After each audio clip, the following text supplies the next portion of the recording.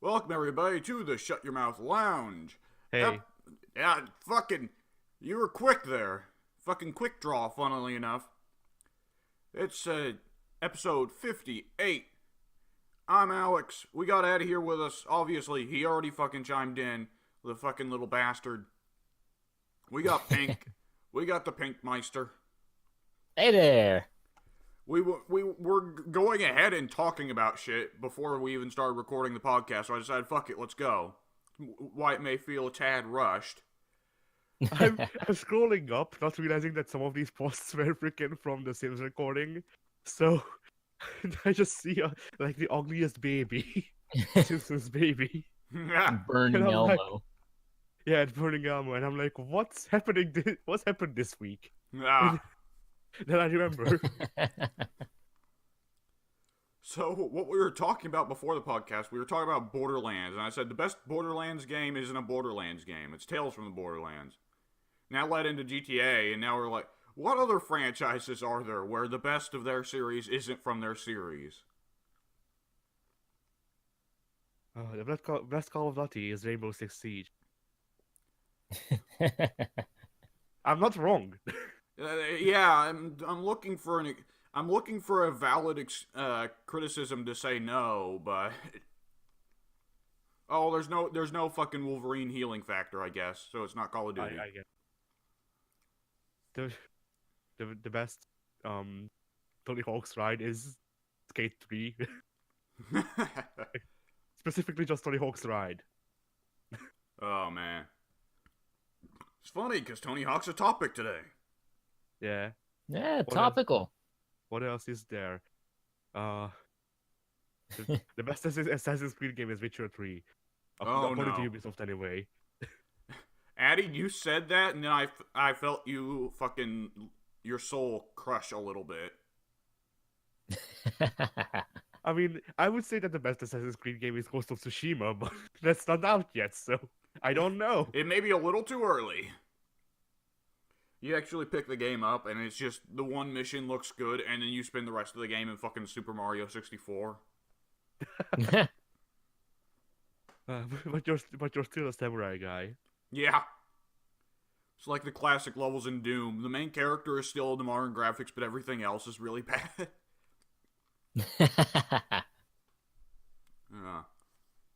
They spent all that budget on the first level, and they had to cut down on everything else. The best Sonic game is Super Mario Brothers. Yes. Yeah. And don't let anyone ever tell you otherwise. No, actually, the best Sonic game is Crash Bandicoot. I've Oh, actually never played a Crash Bandicoot. I Yeah. have. They're not better than Super Mario. No, they're not. They're They are good. They're good for what they are. They're not Mario. Very different. They're arguably better than 3D Sonics. Well, they're definitely better than 3D Sonics, and I'd say they're better than most 3D Marios. Though, admittedly, I've only played the bad Crash Bandicoots. The good ones I've only watched footage of. I only played the first one, like the PS1 version. Yeah. I Think get you. of good 3D Mario games, and the only 3D one that I really liked that I can immediately recall is Sunshine. Don't think I've played very much of 64, and I was not a fan of either Galaxies. I didn't get the hype behind Galaxy. I really didn't. I think it's Yeah. because of the Odyssey looks good. I'm probably gonna pick up Odyssey when probably a year from now or several. Yeah. Yeah, Galaxy, I didn't get it. I guess it was just because of the idea of playing around with a 3D platformer where you didn't necessarily... where there was no ground, you know? Right. Yeah. Where at any moment you could fall off the map and be sucked in a black hole, never to be seen again until you respawn. For kids. the best Final Fantasy is Paper Mario Sticker Star. Okay, we can all agree on that. The best Final Fantasy game is not a Final Fantasy game. The best Final Fantasy game is Kingdom Hearts. Yeah. Excuse you. I would have said a Persona Shin Megami Tensei game, probably, but Kingdom Hearts works too. And Kingdom Hearts isn't even that good. Yeah. Like, I say this as a full-blown fan of Kingdom Hearts. Those Yeah, games, I'm pretty sure there are multiple Kingdom Hearts fans I know that will tell you it's not the gameplay that makes the game good, it's the story. it's not the story that makes the game good. It's the What is it? They freaking is the porridge rocks pink. The what now? Xehanort. The... Okay.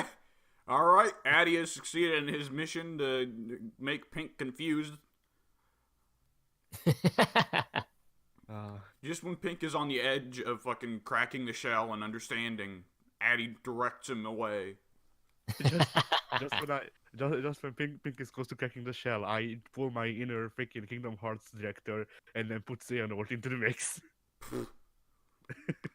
I mean, the filthy AIDS syringe of Xehanort. Yeah. Oh. Right. Okay, so we need to actually talk about news topics this week, don't we? Yeah, just a little bit. That's normally what we do here. Or we can just run with this one gag for the rest of the podcast, all 15 hours of it. If you can keep it up that long, you're fucking welcome to try. The best Silent Hill game is Fatal Frame. Okay, fuck off. I knew that would piss you off. That's where we end it, folks. So, hey, fuck off. Okay, here we go. Tony Hawk apparently tweeted out on the 5th of January that in 2003 he was requested to meet with Warner Brothers about doing a film tentatively titled Skate Jam. They were bringing back Looney Tunes with Back in Action and then wanted to start on his project immediately. A week later, Back in Action bombed and Skate Jam was shelved. I believe it. Now, this makes me question, was there an intent for a Looney Tunes comeback trilogy? Because I never really thought of Back in Action as the sequel to Space Jam, but it kind of was, wasn't it? I don't know. I didn't see that movie, obviously. That's why it bombed. I haven't seen it since I was a little kid. Was Back in Action the one where they were in the real world? Yes, and Brendan Fraser and Steve Martin were there. I don't know who those people are. I recognize Bugs Bunny before either of them. Brendan Fraser is the guy from The Mummy. Steve Martin is the guy from The Jerk. Little Shop of Horrors. I have a funny story with The Mummy. Because, you know, as people were back in the day of VHS, my dad also recorded shit from the TV so we could watch it back later. Yeah. And so The Mummy was recorded. I'm not sure which one. But apparently my older sister titled the Zet. So The Mummy is now Black Blade. As in the movie Blade.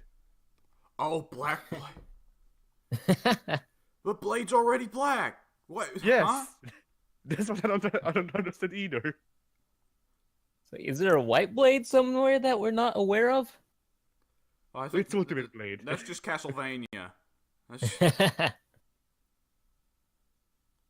No, that you know, upon thinking that is just Alucard from Castlevania. He's just White Blade. He's a vampire. He hates vampires. He kills other vampires. That's basically it. Yeah, sounds like Blade. Huh. But yeah, wanted to bring this up just because at time we do not specialize in the stupid as much as other YouTubers, despite Addy's demands. But Space Jam is well known as one of the big stupids of the past, I was gonna say 20 years, but it's no longer 20 years ago, is it? I have no idea. Let me ask Google. The past 30 years. I don't think it's been 30 years, but probably over 20. Now I think that's how time progresses. Last year it was 20, so now it's 30. Oh, Google says it was 96. pardon me. 96. So that would be like That's 24. 22, almost 23 since the year just started. January 15th, actually. So in 3 days, Oh. it'll be its birthday. Happy birthday, Space Jam. Whoop-de-doo. Happy birthday, Michael Jordan deciding to go to baseball for some reason? So you cannot deny destiny. The only thing better than Space Jam is Shaq's rap album. I knew Addy was going to link this trash to other trash. I knew it was going to happen. I had no idea that Shaq had come out with a rap album, but I shouldn't have been surprised. He has lines, Pink. I can actually look this up, but just from my memory, he has lines such as, "My flow is like the doo-doo diarrhea coming out your butt."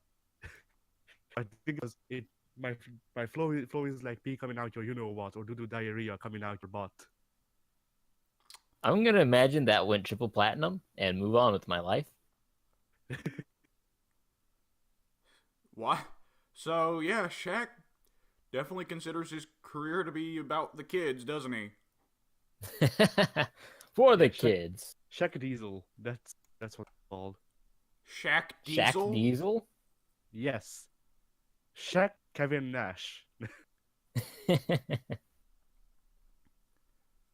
wonder how his quads He are has- holding up nowadays.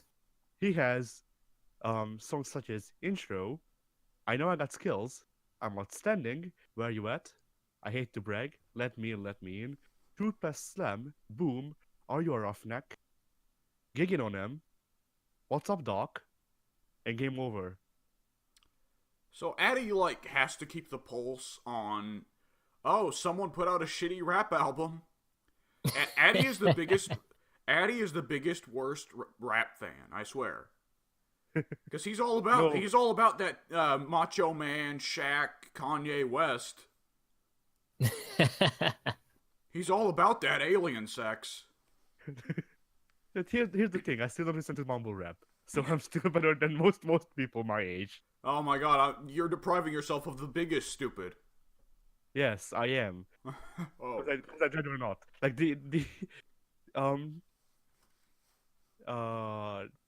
I've heard, I think, 2 words. No, not 2 words. It's a whole sentence of mumble rap that I could understand. And it was somebody or someone else, I don't freaking know, got a stiffy. I don't care at that point. Like, I give up. That's past my expertise. Yeah.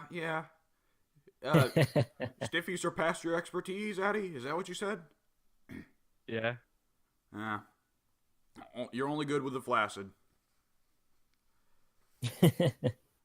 No, I only get stiffies when I king shame. As we went past this.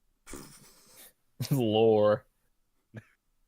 It returns. Oh, it's not doo-doo diarrhea, it's dookie diarrhea. Oh, Dookie Diary. Much better. Yeah, it's an improvement.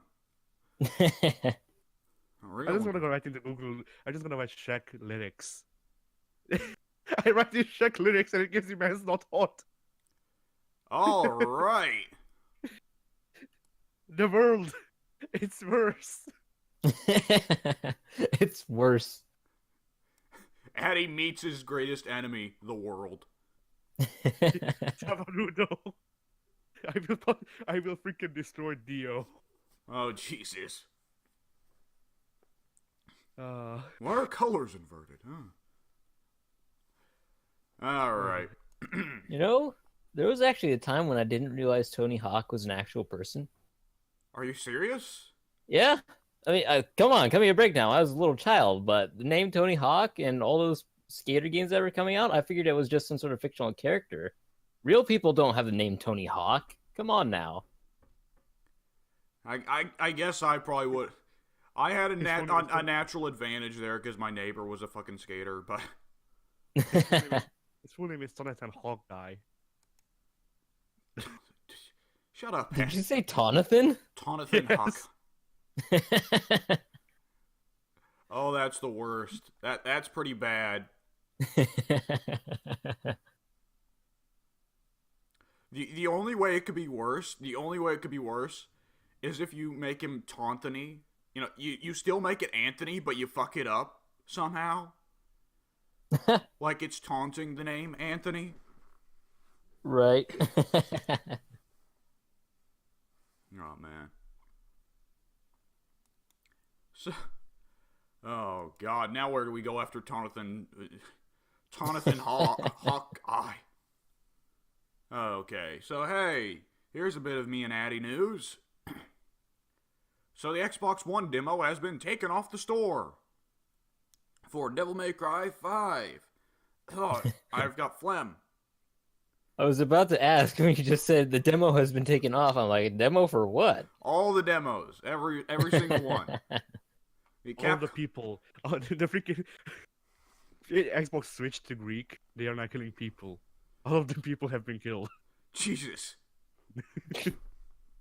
The Xbox have gotten up and walked around, and they now have guns. We need to call in freaking G-Force. The fucking hamsters from that 2000s Yeah. Disney movie? Yeah. I mean, it wasn't the plot of that movie that appliances rise up and form freaking Skynet. I don't know. I don't Didn't the little hamster things ride in appliances?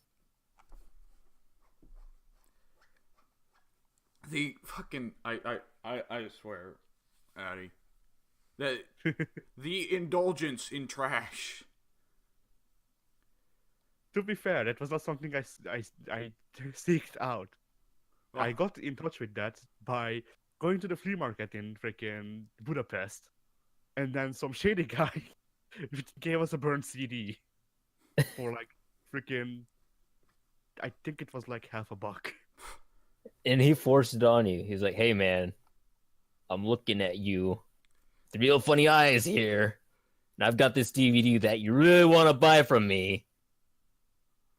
The And fuck you just had to do it. It was some hamsters. So there's a massive market for pirating Disney B movies. And then forcing No, them on to poor tourists. It wasn't the B movie, W. It's like fucking. That was a B movie. Shut the fuck up. It had. It was a G movie. Oh, shut the fuck up. Even worse. Fuck off. Fuck Of ours off. combined, we can take over this world. Fuck off, all of you. That movie had Tracy Morgan in it. It was not anything higher than a B. Well, I'm not saying that it was higher than a B. I'm saying it wasn't the B movie. Oh, shut up. Shut up. Oh, fucking hell. Oh, that's just the worst. That's just the worst. The methodical disassembly of Alex's psyche.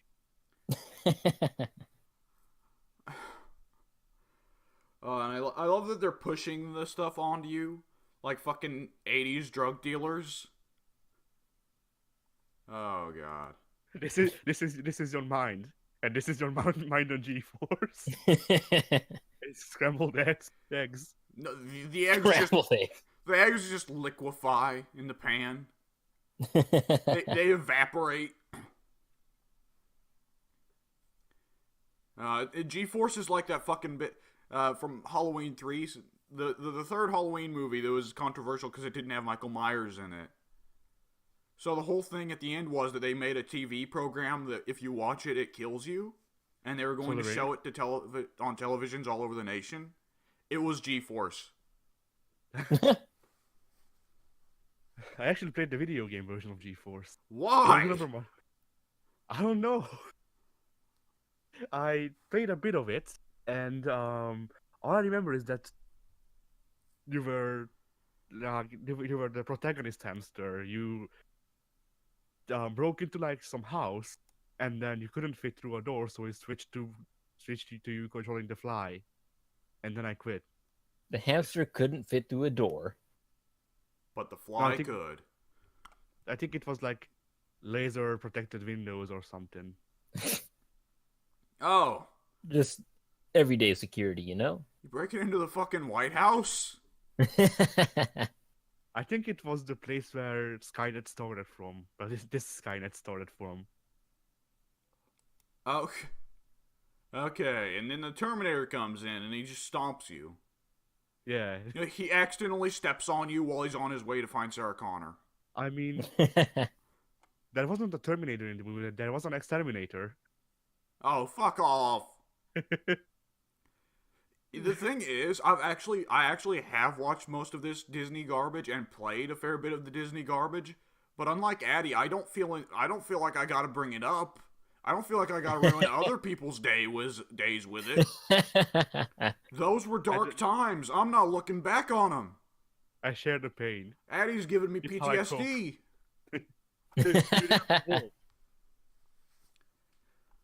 Oh, W, do you remember Volt? do I remember? I remember Deus Volt, the fucking meme about knights. Not Deus Volt. Volt. V-O-L-T. Nope.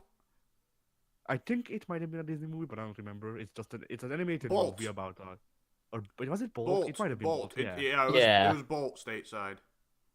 It was the Then, yeah, it dog probably was and the Bolt here cat and the as well. hamster, and Miley Cyrus was the little girl or something. She wasn't over here. I'd imagine not. Miley Cyrus learned Hungarian just so she can voice herself. She can dub herself over. Yeah. Hey, we can't all be Vin Diesel, right? Was it Vin Diesel or was it freaking... It was Vin Diesel. Vin Diesel did the dubbing for himself in every language. Because he only had to learn like 2 or 3 words for each language. Not the dubbing thing. Yo soy Groot. A couple years ago, it was a big thing that some American movie, an action movie, was shooting here in Budapest, and it was like, the thing is, do you know what they shot here? It was either Fast and the Furious or like Die Hard. I don't remember. I was about to say, what was that last Die Hard that everyone hated? But the thing is, like in Die Hard, it was supposed to be a post-war place. Then they also shot parts of freaking like DayZ or something here, World War Z or something. Yeah. I think I have watched World War Z actually. So yeah, when you're looking at your zombie movie, just think about it. It might be the capital of my country. So I assume the zombies on your front lawn are being awfully docile today? I don't have a front lawn. That's my secret. I live on the 4th floor. Oh, That's actually the 5th floor. on the streets outside, getting run over by people. People are just casually driving around. Every now and then they hit a zombie, but they don't. It happens so often they don't even look. It's like deer. Yeah. Only slightly more human form. What the fuck do you think happens when you hit a deer, Addy? I don't know. There are no deers here. The deer are much too big for you to not notice. The car often gets totaled when you hit a deer. The front end gets absolutely crunched. Deer, you would not expect it because they're kind of the bottom rung of the fucking food ladder. But yeah, they're really fucking big. They're pretty beefy. You don't even want to see how big a moose is. It's not possible to run over a moose. The moose will run over you first. I've seen Moose. He wrestles for TNA. You hit a moose and your car flips. Yeah. Over the moose. And the moose doesn't lose his footing. Nope. It goes into the air and it does 2 flips if you hit it at a certain speed.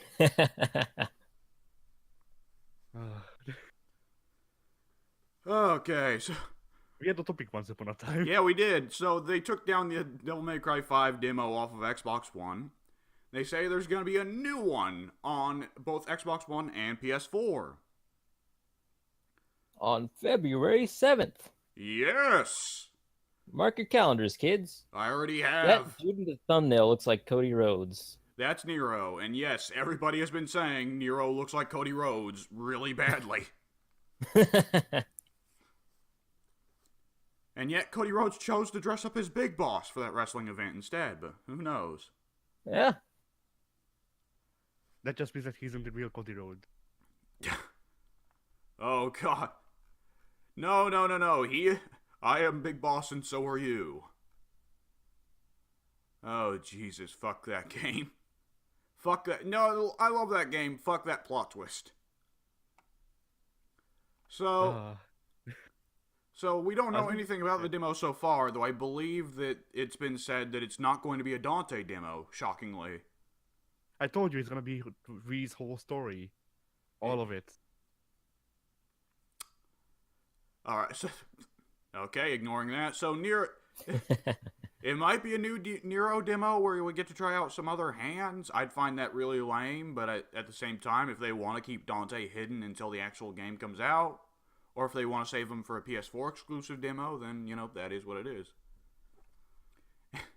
It's gonna be a Nero demo, but it they will reveal at the end that his new name is Nero Rhodes. Nero Rhodes. Shut up. But And the fans go home. yeah. All of Addy's energy has been burned out by that first 20 minutes of the podcast. Now he's just kind of floundering. Yeah. Now, Is that I'm not sleeping for the past week? Addy is now treading water. So yeah, hopefully that's good. I am of course curious where it'll go. I would feel bad about Xbox players not getting to play Dante if they are saving Dante for a PS4 exclusive demo, though, because it's Dante. But It's gonna be exclusive to the Switch. Oh, the console that it's not even coming out for? Yes. They will develop a demo just so they can have me on Switch. Damn it. Alright. And in a little bit of Alex and Pink news, it's supposedly been confirmed that they are working on a Venom sequel, surprising no one. Disappointing many, though. Wasn't Venom, actually a ton more successful than a bunch of really good movies this year? This year and last year? Yes. It was very financially successful. It was also very successful, but, Yeah. I mean, maybe. I haven't seen it. I heard there's a part with Eddie and the symbiote. Did you guys see the war part? Of course it was very successful. Oh, God. Oh, I think I also found out the context for when Eddie kisses the symbiote, which I can't tell if it's more disturbing or less disturbing with context, honestly. Why? I'll leave it for you guys to find out. So, yeah, there's a sequel, and since I have been spoiled on, because I don't give a shit, I have been spoiled on the post-credits sequence, and guess what? It's Woody Harrelson as Carnage, da-da-da-da, which means Venom 2. Oh, man. Yep, Venom 2 is going to be Venom versus Carnage. And I feel like that's a really shitty direction to go, considering the first Venom movie already had symbiote versus symbiote. Right. I feel like if they're gonna do a freaking Venom vs. Carnage movie, then they should just sell the rights to freaking Marvel, and then make it so, and then tell them to freaking make a Maximum Carnage movie. Because they're not gonna get anything better than that. They're not, but at the same time, I have a hard time seeing Chris Evans properly sign up for Maximum Carnage. And they're probably not going to get Cloak and Dagger because for whatever reason, the movies and the TV shows might as well just be a different universe altogether. Right. Cloak and Dagger will get cancelled before the week. I hear it's actually doing really well. Oddly enough. It's on Netflix. It's not on Netflix, no. It's on... Yeah. Okay, no. It's yeah. Sling or something like that. Freeform. Yeah. Freeform. It's on Hulu as well, though, so that makes it a bit more convenient to access as well. Yeah, Right. okay, that makes sense. I thought it was on Netflix, so... No. There's not very much on Netflix regarding Marvel anymore. And soon there will be less.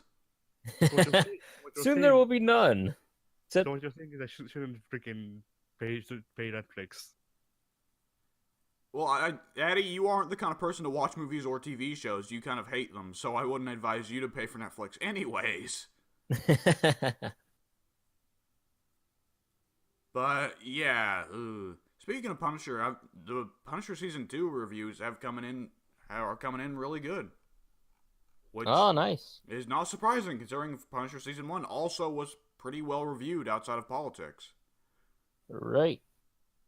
By the way, Have you guys seen the fucking what Jigsaw looks like in Punisher Season 2?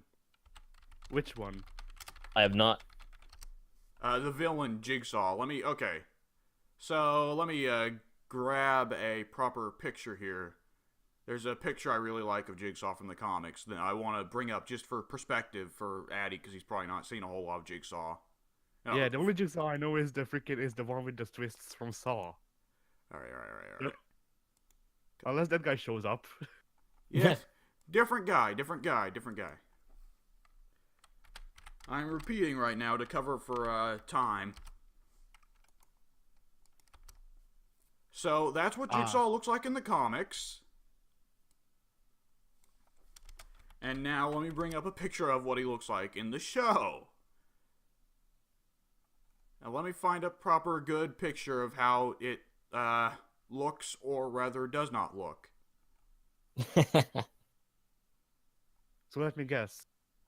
Jigsaw is portrayed by freaking Jared Leto. Dude, you're not. You. Look. Welcome to 2019, where Jared Leto is, or has been, everyone across the comics multiverse. Yeah, Jared Leto will simultaneously be Wolverine and the Sentinels. And the Sentinels. So that's TV show Jigsaw. A guy who might have anorexia. Yeah. Good old Hollywood. Oh, he's got a couple marks on his cheek. He's horrifying. What a tiny, unremarkable man. Man, I was thinking yesterday about the old movie The Founder, about Ray Kroc, right? And I realized something. In that movie, at the start of the movie, his wife is Laura Dern. And midway through the movie, he trades her up for Linda Cardellini instead and marries her instead. And it dawned on me, fucking Hollywood has a movie where Laura Dern is portrayed as an old ugly bag. Like, I mean, Laura Dern's not the most beautiful person on earth, but... They couldn't hire any ugly actors, though. Because fucking Hollywood refuses to. Exactly. Outside of John C. Reilly, and John C. Reilly's probably not going to have a career after Holmes and Watson. I thought you were going to say John Cena. John Cena. Can we be honest? John Cena is ugly. He looks like a fucking gorilla. Yeah. Yeah. Have you seen his hair lately? Have you seen his ears lately? A gorilla with satellite dish ears, like Obama. I think that's a bit too much. No, Obama and Cena have a secret uplink that they communicate through. No, I don't mean that's too much. I mean that talking about Obama and also gorillas might be a bad choice of words. I did not make that connection, Addy. You did. I did not make that fucking connection. Well, you call me out whenever I say something accidentally racist, so... It was not that. I did not. I said John Cena was a gorilla. Not all people with big ears are gorillas, Addy. Gorillas don't even have big ears. Some of them are a Shrek. Some of them are Shrek is kind of a gorilla, honestly. He has the physical proportions of a gorilla, at least. Yeah. Shrek has been Donkey Kong all along. The 90s Donkey Kong show was a prequel. He was showering with coconut cream pies.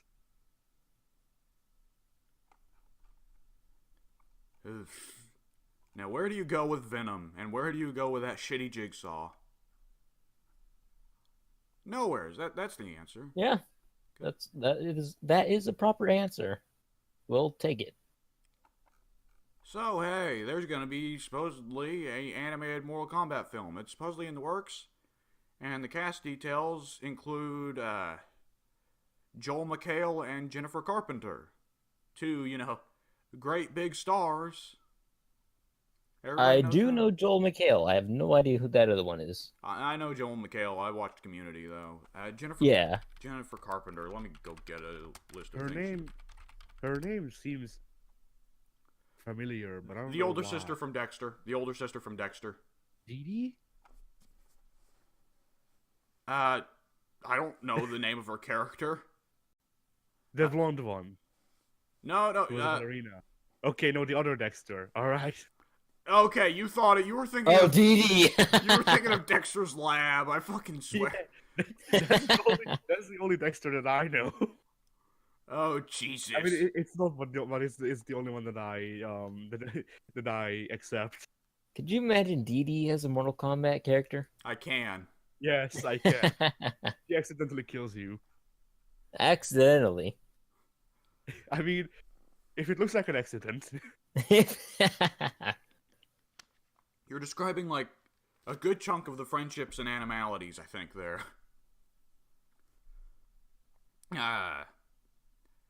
And supposedly also a rumor's been floating around that they might cast Ronda Rousey as Sonya in Mortal Kombat 11. Right. So, Mortal Kombat deciding all of a sudden they're gonna get famous voice actors outside of Carl Weathers in Mortal Kombat X. Man, was that the weirdest thing ever, or was it? Addy, have you seen Carl Weathers in Mortal Kombat X? Who's Carl Weathers? Okay, Carl Weathers is... Okay, you know Predator, right? Yes. Alright. So you know the black dude with the cap and the mustache, and he's, what's his character's name? I think so, yeah. Now the famous picture of him and Arnold shaking hands, or, putting hands together or whatever, and their biceps are both flexing. Right. Yeah. That's Carl Weathers. Alright. So for whatever fucking reason, one of the DLCs for Mortal Kombat X, just fucking, I think it was actually one of the free DLCs, just adds an alternate costume for Jax, where his head gets swapped out for Carl Weathers' head, and Carl Weathers voices all of his lines, and that's it. That's all it does. Carl Weathers doesn't voice Jax otherwise. There's just a voice actor switch up. Like, that's incredibly fucking weird. It's an Echo Fighter. Yeah, it's an Carl Weathers Echo Fighter. Oh, that'd actually be awesome if you open up a Smash and the new character, here comes a new challenger, Carl Weathers.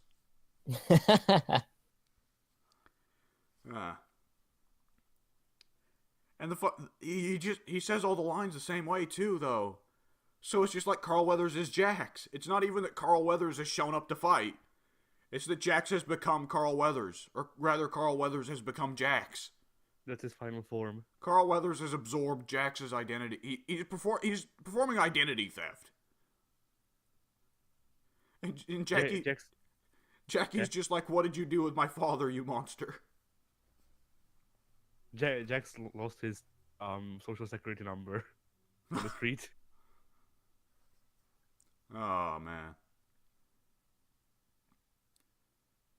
So yeah, Mortal Kombat animated film. I guess after Castlevania's animated series turns out to be pretty great, do you think this might mean that this is a new fucking era coming in of video game adaptations again? Not sucking.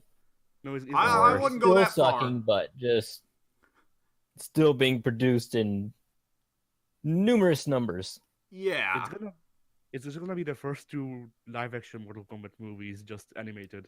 Like they just trace over the scenes. Shut up, Addy. See, I was hoping that with movie makers nowadays being from the previous generation when video games were getting big, that they'd be more faithful to the properties and actually try to make it not suck.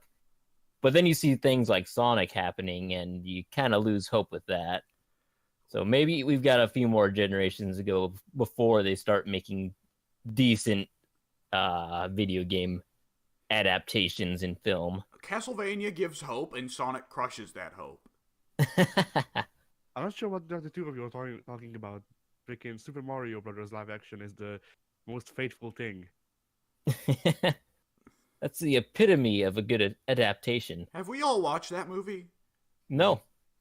Am I the only one here who has actually watched the Mario Brothers movie? Yes. Yes. That is shocking. That is actually shocking. That seems like the kind of trash Addy would fucking go head over heels for.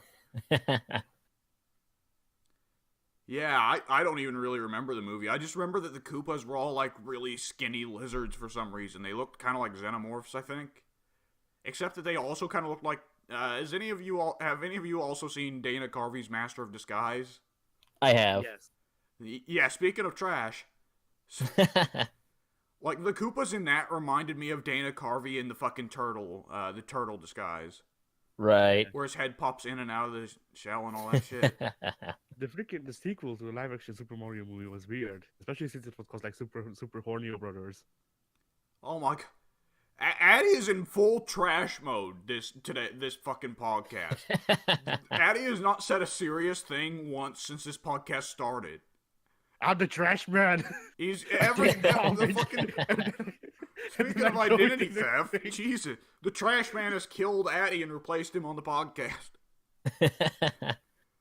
It's all personalities in Addy's head, and fucking the trash man has claimed dominance.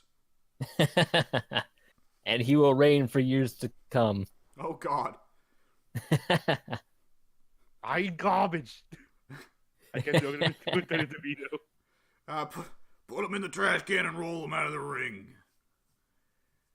Oh, jeez. Frank, no one wants to watch you eat trash in the ring. There's your weekly Always Sunny reference from a bunch of people who don't like Always Sunny. Yeah. I mean, we have a couple of series like that. We also have JoJo. Yeah. We have a whole series centered around JoJo. Neither of us have watched JoJo. That series bugs me because it means that I now have to watch JoJo whenever I ever get an opportunity, and I otherwise wouldn't have. I saw an advertisement for the new JoJo series, and I was like, "What's this shit? It looks ugly as hell." And then it pops up, JoJo's Bizarre Adventure. I'm like, "Oh right." That's JoJo. Oh Jesus. So you know what, Addy? You know what? You love trash. Let's indulge you with a trash topic. And guess what? It's more Fallout 76. It's back. It never fucking left. I think we discussed it while W was away, but we were talking about how, because when I turned my Xbox on just before we started recording, I had a pop-up saying, "Watch Fallout 76 now. Top streamers streaming." And Pink asked, "Who's streaming Fallout 76?" I'm like, "Todd Howard." Todd Howard and his multiple fucking alternate accounts. Todd Howard, Todd Coward, God Howard, God Coward. No, it's Todd Howard, D Howard, Todd H. Oh man. And I say that because I'm coming off last night a sweet old bout of alternate accounts. So Fallout 76, guess what? New goofy thing.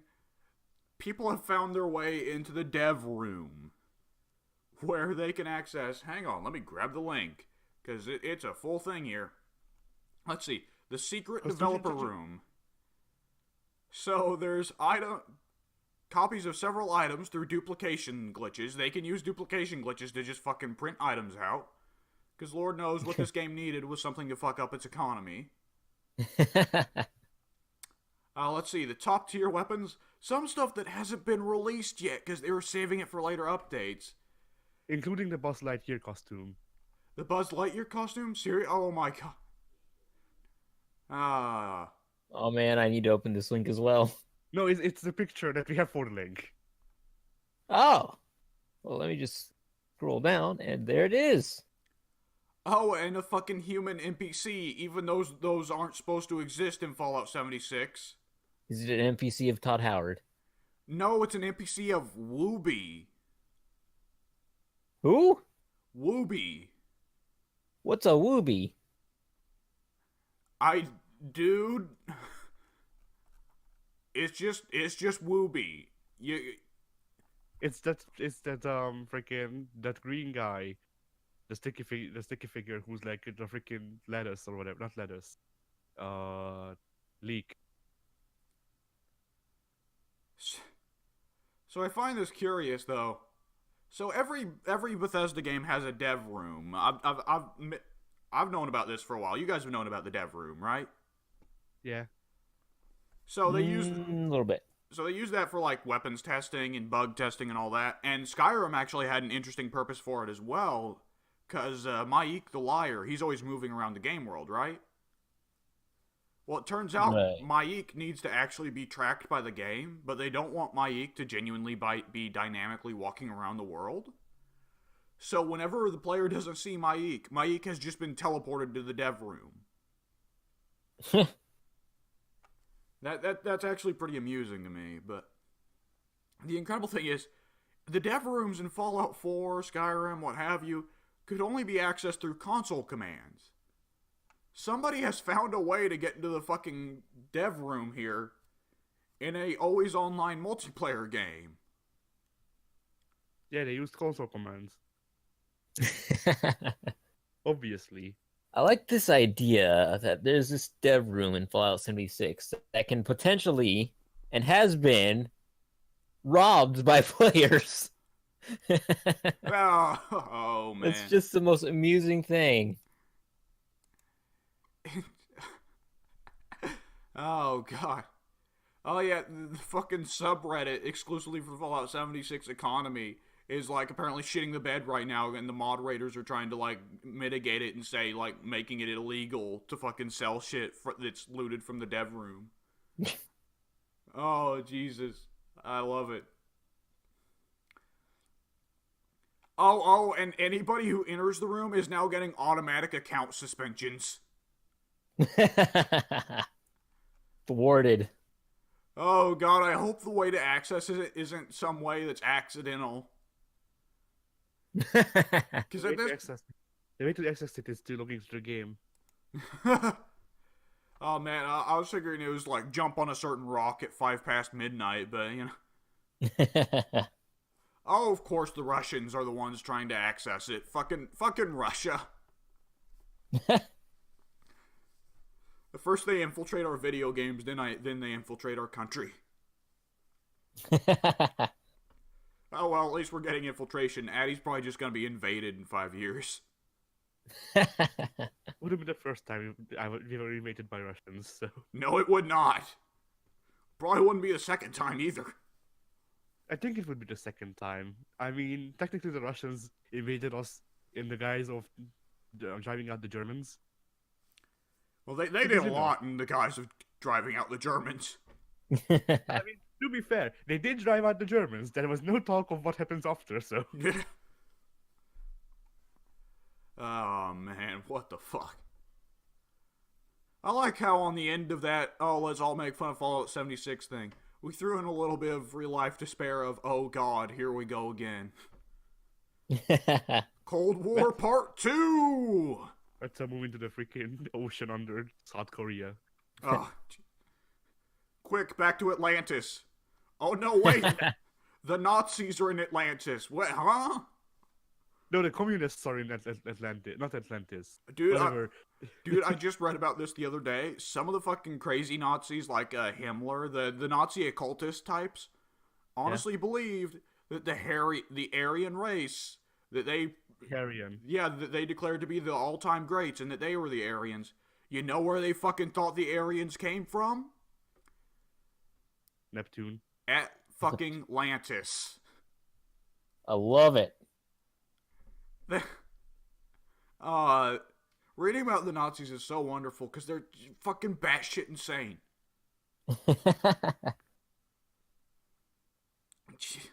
Oh, Christ. Oh.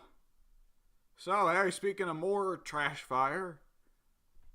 So, there's a new lawsuit being put up against Randy Pitchford, CEO of Gearbox, by Gearbox's former lawyer, accusing him of taking $12 million... Wait, hang on, let me get... Randy Pitchford, another one of Todd Howard's false identities. Okay, so it says... He's accusing Randy Pitchford of receiving a secret $12 million bonus from publisher Take-Two Interactive as an advance against Borderlands profits.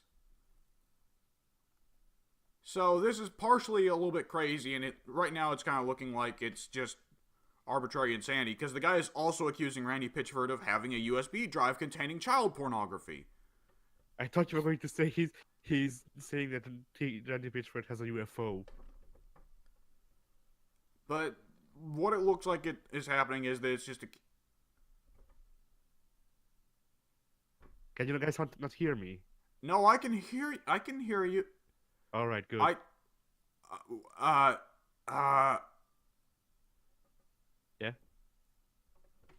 Okay, so I scrolled down and I'm hitting this part. I'm reading this from Kotaku, by the way, but several hours after the publication of the story that there's the guy suing Randy Pitchford for stealing money from Gearbox and Borderlands development and having a USB of underage pornography. Apparently, Ars Technica tracked down a magic podcast on which Pitchford had appeared last year, according to Kotaku. Around the same time, a Gearbox spokesperson also emailed the podcast to Kotaku. In an episode that went live December 22nd, 2018, the day after the lawsuit was filed, Pitchford told his version of the USB stick story. For the first time, he said, Pitchford described his enjoyment of camgirl pornography, in which a woman streams live erotic content, and explained that he had saved a porn video of a camgirl on said memory stick before it was lost. And I'm not going to describe... Oh, Jesus.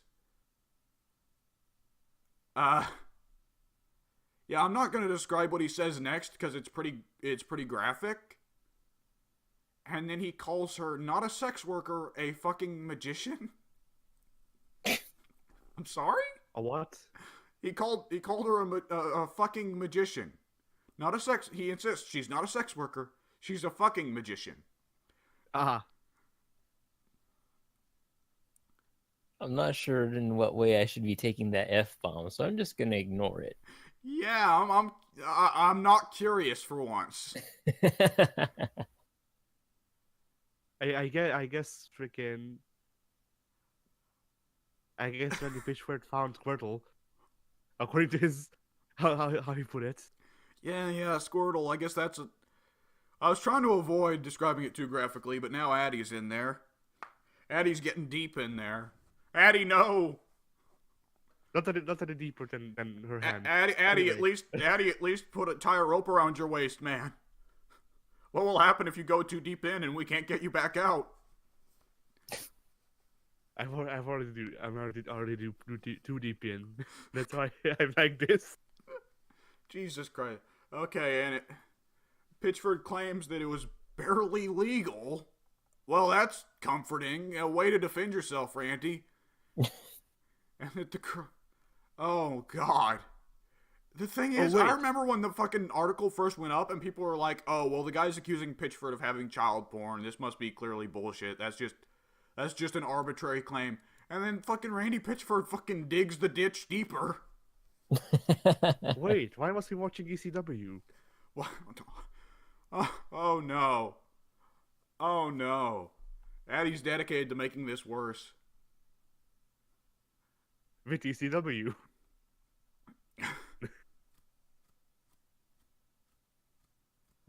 Oh, and Randy Pitchford, the lawyer, also accused Randy Pitchford of having parties in which adult men expose themselves to minors. So he's Greek? Yes? Oh, jeez. Oh, my... Well, Asian Greek. Okay. And of course, Gearbox denies all of this, making the actual smart choice instead of Randy Pitchford. Oh, Jesus. That got so much worse than I was expecting. I got the headline where it's like, oh, Randy Pitchford's stealing money again, and I'm like, all right, let's shit on Randy Pitchford. Why the fuck not? And then it got worse.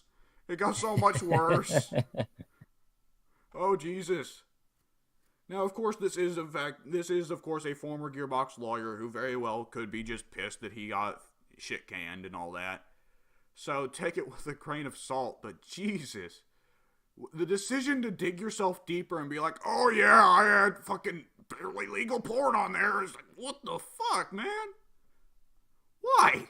Why would you go on and talk? Oh, God. Oh, that's my day ruined. That's everyone's day ruined here. Something Big Dick Dudley. So, I think I've also ruined Borderlands for the three of us. Borderlands is already ruined. Yeah, we never liked Borderlands, so that doesn't really change much. Oh, but if we ever make it big as a fucking YouTube group and people expect us to play Borderlands 3 for the views, though, it's just gonna feel dirty. We can't. We morally cannot. We physically cannot. Oh, we'll have to do it like Angry Video Game Nerd. We'll play like 10 minutes and we'll rant about how much we hate the game. And then we'll just take the game out back and have one of us shit on it. Literally. No, we Or light it on fire. That one I works need to too. look up the movie's name in English, but so there was this shitty, but it most definitely wasn't good, even by my standards. Comedy movie that made fun of African people, I guess. Did it have Eddie Murphy and Dan Aykroyd in it? Oh, no, wait, no, that was a different Dan Aykroyd movie, I'm thinking. But did it... Okay. It is called Mr. Bones. I've never heard of it. Here's the first part. There's, I think, 2. Making fun of Africa doesn't really get far in America. I mean, it doesn't really make fun of Africa as much as it makes fun of the whole. But I don't know. It's weird. Like the second one has freaking time travel and shit. Okay. Yeah. So that's the movie. Oh, okay, so what you were describing is shovelware, Addy. Yes. So this thing has a thing with public toilets, and by public toilets I mean they have 2 lines that people stand on, and then they shit in a line. We'll do that with the CD. To Borderlands 3. Alright. Oh, God. And Pink has muted himself because he needs to go vomit violently into a toilet. Or into the space between 2 lines he can stand on. He's gone off to go buy a copy of Borderlands and then vomit on it. Alright. I actually do have a copy of Borderlands and Borderlands 2. Or maybe not both, but one or the other. Why? Lying around here somewhere. It was a Christmas gift a couple years back. I thought when you played Borderlands 1 for the channel, that was the first time. No, because Nope. I always hated it. Yep, I've always hated it, and Borderlands 1 might have been my first time playing it with you guys, but I definitely played the second one, and I hated that one thoroughly. Yeah. I kind of liked Borderlands 2, but I don't think I will anymore. Ooh. Man, like, when it turned out it was like the whole thing with alien colonial marines, it was like, boy, that explains a lot. That explains why Borderlands 2 was such an expensive game, despite being part of a relatively mediocre series. And it's like, oh, because it cannibalized another fucking video game's budget. Alright, well, that makes sense. It was a pair of twins and one ate the other in the womb to gain strength. Man, that is the freakiest shit when that happens in real life. Right, alright, so, Eddie, what we got coming up on the channel in the next coming week? I say, despite knowing that I am fucking... Why is it a habit of me to do that, even though I'm the one who controls the release schedule? I'm a fool. So, yeah, we got Street Fighter V Part 2 coming out, and we got more Sengoku Basara, and we got more Scribblenauts, and yeah. It's same as usual, no big changes this week. Yeah, as for my channel, I released a new episode of Slime Rancher. Yes, I saw today, that. Actually. Or yesterday? Yesterday. It was yesterday, yeah. Yeah. Yeah, so there's gonna be Sniper Elite 4 coming out. And then I tried doing a review of Assassin's Creed 4.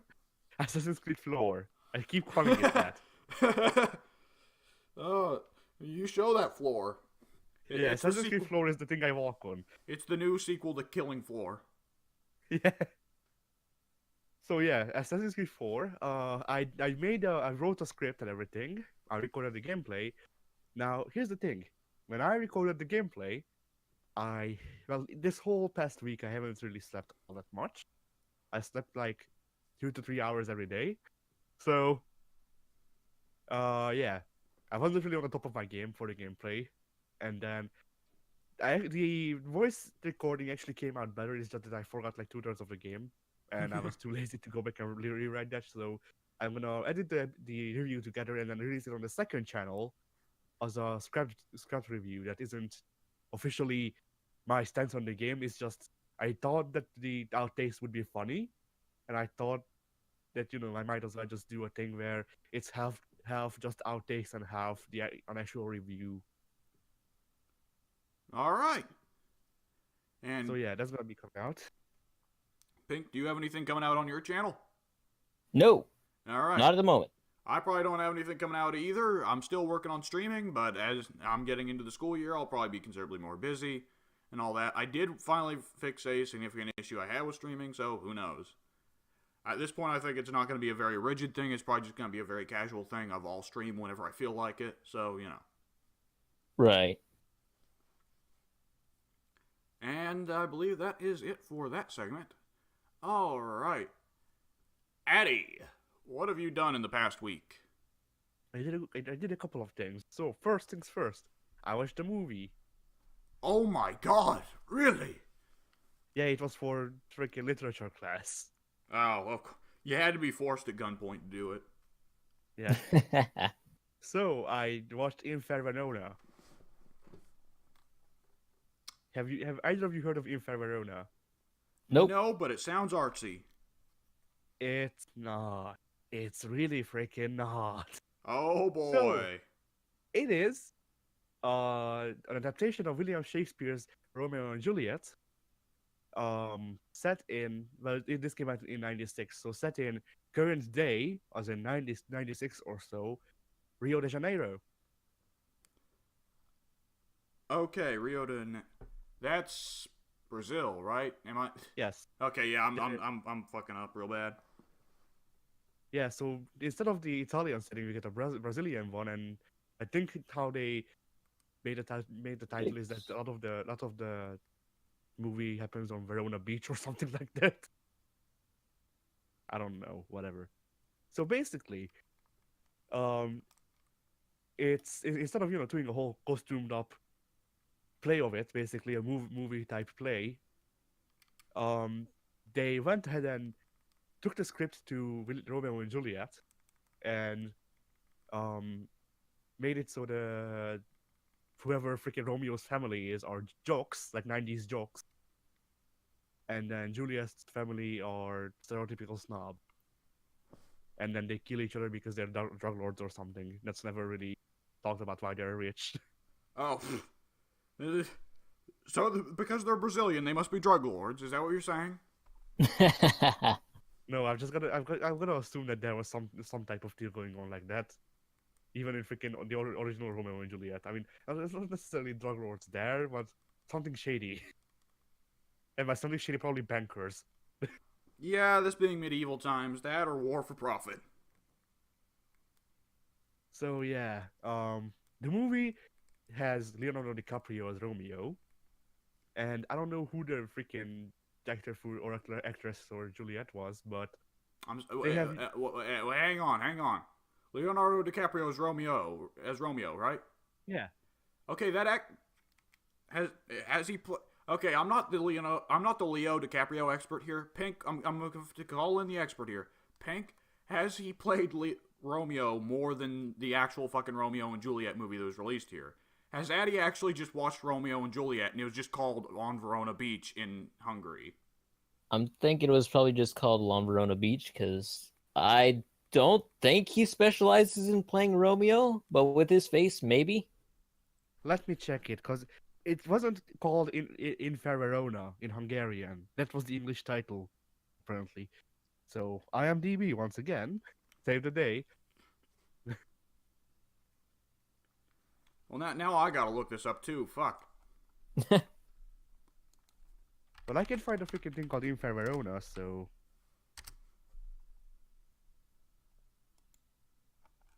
Come on, Leo. Let's see what you did. That was it not Romeo plus Juliet? Was it not Romeo plus Juliet? It was. Okay, that's actually a fairly famous movie stateside. I've not watched it, but Pink, have you? I actually have not. Oh, Yeah. shocking. Yeah. You'd think I would have, but no, I've not. All right, then that's neither of us that have watched it. So yeah, they have your run of the mill like rom-com things from the 90s. So Mercurio, I'm not like I don't remember the play because I only read excerpts of it and shit like that. So I don't know what each character is in reality. But Mercurio is your comedic relief black guy. Like everything is so played up. I thought it was a freaking parody. Is the thing. Yes, the clips I've seen looked very bad. Yeah, it's about as good as the clips. I'd say, like, my literature teacher, who is the principal, funnily enough, said that he thought that this version was good because the modern setting and how the swords were changed out for guns and shit like that contrasts well with Shakespeare's world or word or whatever. just his manner of speech. And I don't really agree, but then I like history, so I like historical movies better. And yeah, that was fun. Can you still hear me? They're okay. So they're Yeah. definitely not Brazilian in the American version. They're American mafia families. Then what the hell was he talking about? Why did it get changed to Brazilian families for your version? That makes no sense. I guess that they didn't. Like most of the freaking the insights that weren't laid out in the movie, I got from the teacher. So apparently the teacher thought that America was Brazil.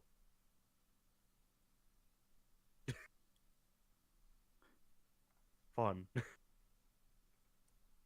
Anyway, you guys still can hear me, right? Yes, Right. I'm now Okay, reading good. about this, and apparently, originally Natalie Portman was supposed to play Juliet in the movie, but she was 14 and Leo DiCaprio was 21, so it looked a little uncomfortable. I can imagine so. Yeah. So other than that, Oh, Roger Ebert didn't like it, shockingly. Oh, other than that, I can actually tell you a funny story pertaining to Naruto because I told you last week I think that I have to watch Naruto because my mom likes it, and this week we finished the Pain arc, and the Pain arc was so edgy that I actually have a cut that I don't know where it came from, so I'm just gonna blame it on that.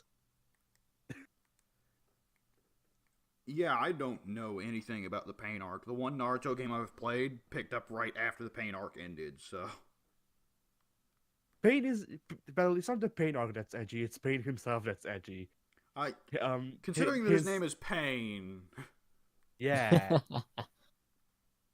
Like, his whole thing is that well, basically he calls himself a god because of plot reasons. And then because he's also... a Japanese villain. Every Yeah. fucking Japanese villain is like, I'm a god! And then there's also the part where now, he has this whole big speech with Tsunade, and he's like, "You don't know the pain, you don't understand pain, but you once I'm done with the city, you will understand the pain, you will know pain, you will feel pain, you will like every freaking thing that you can say about pain, he does." Is that not Does more he or less ever? this... What speech was it that Bane made in Dark Knight Rises that was more or less identical to that? You will feel pain, you will know pain. No. Yeah. So that. And the speech you're thinking of is I was born in pain, molded by it, or something like that. That is What? the fucking Dark Knight Rises Bane speech. That's what I'm talking about. the darkness. I was molded by it. But yeah, so that like my favorite thing about this whole arc was the one fight scene where Pain and Naruto fight. I was going to go ahead and make a couple of screenshots so y'all can see it, but I actually just look it up because I cannot pass up. It just looks so. They put all of the budget for the whole series into this one fight. Like, it's not even the animation that looks shit. It's just that it has a lot of movement, whatchamacallit, like frames. It's got a very high frame count or a very low frame count? It's not the frame count. It's you know how in animation you have to blur certain things so it looks like it's Yeah, motion blur. I know what you're talking about there. yeah, to the extreme. So this is gonna be my new avatar. Oh! Put up a timestamp real quick. Put up a timestamp. Oh, my fucking god. Yeah, and the whole fight is filled with this. Well, not the whole fight, but a good bit of it is filled with this. What the Here's another. Yes, here's another. A couple of pictures that I found. Oh, at least warn me beforehand.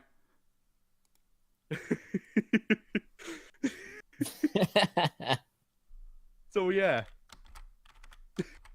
My fucking god. So yeah. Even if you don't like Naruto, you need to watch the Pain fight. No, I don't. Because, not because it's good, but because it has this shit in it. And it's like, Why do we need to watch it if you're already providing us with these glorious images? because these are moving, Pink. Like these are still frames of it. I prefer the still frames of it. The first picture I posted looks like that for the whole freaking scene with it. Oh. That's something that you need to experience in real life. I don't know. My face has never turned like that, no matter how fast I'm going. But we can agree that his speed is far greater than ours. Well, because he keeps fucking saying it, apparently.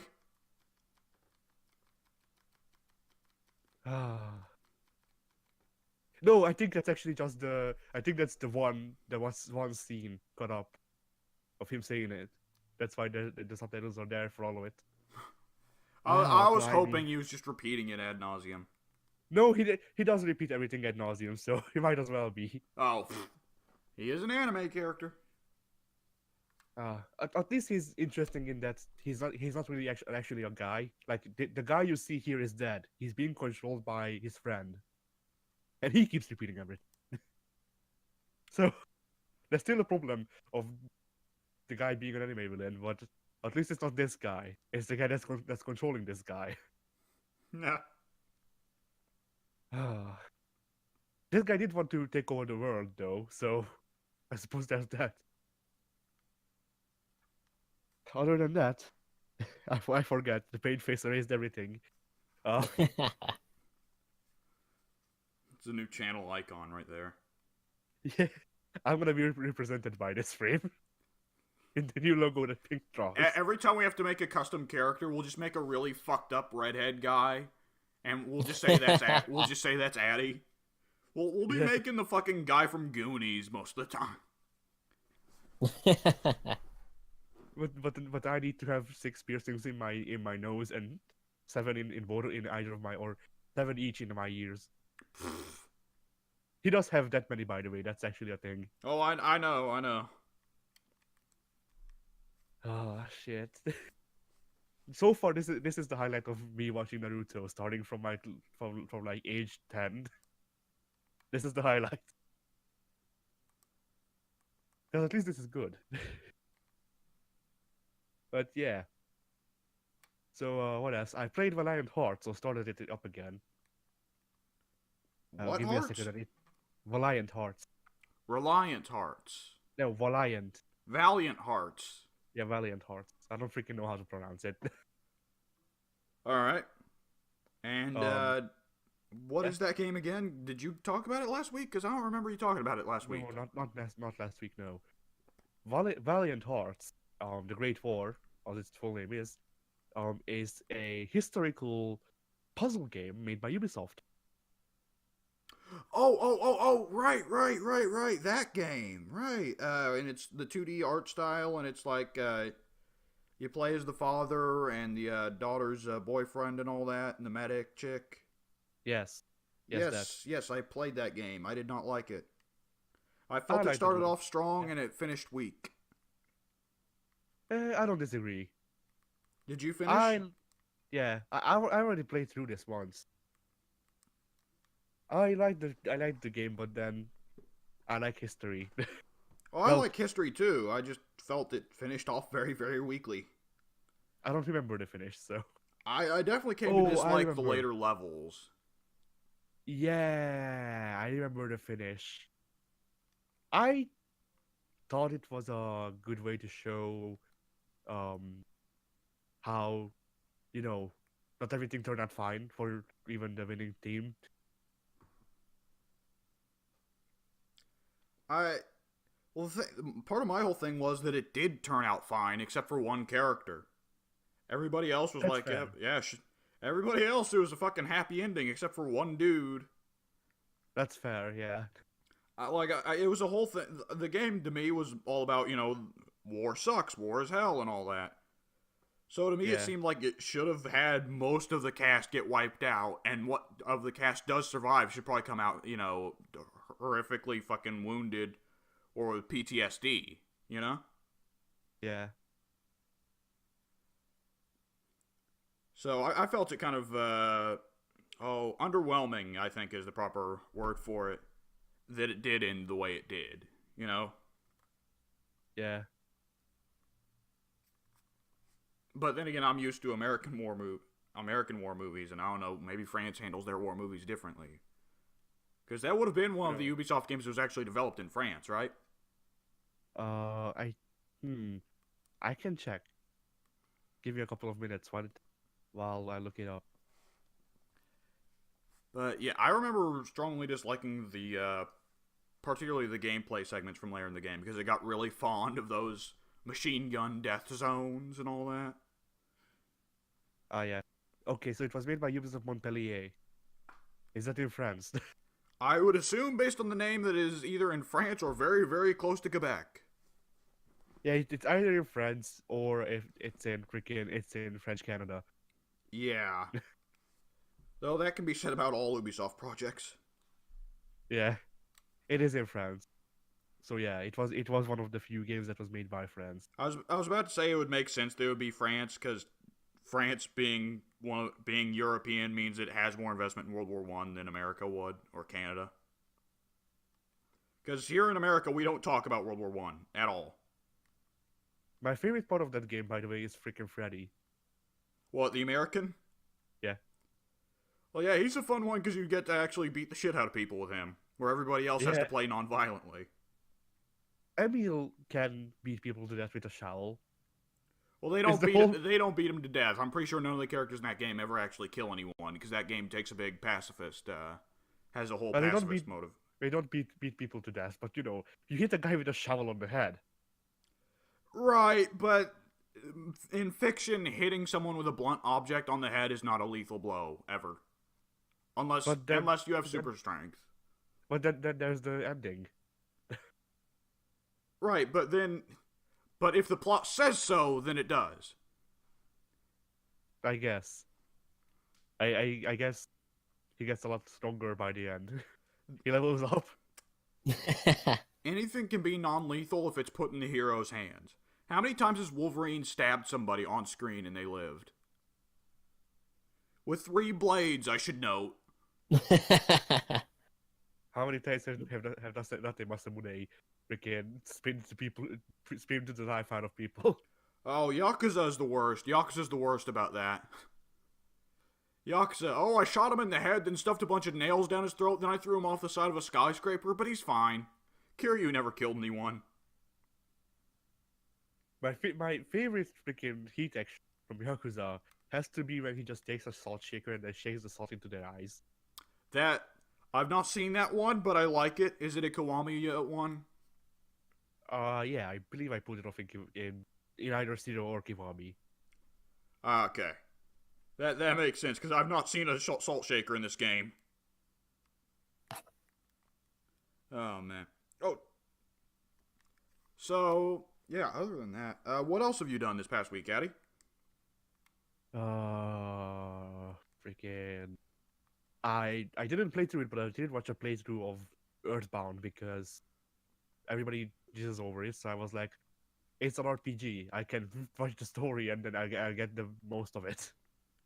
Well, I think Earthbound is actually one of the games where people do love it for part of its gameplay innovations. Because at the time, it had stuff like anti-grinding systems and shit that other RPGs hadn't thought to have yet. Where, like, Yes. if you're a considerable level, if you're considerably higher level than your opponent, like you'll just auto win the fight, right? Yeah, but you still got the experience. Yeah, that's the whole thing. Yeah, things like that I like. The story, like the thing is, the story is supposed to be one of the traditional childhood. I don't have a traditional childhood, so I can emphasize with Nas or whatever. Not emphasize, freaking sympathize with Nas that much.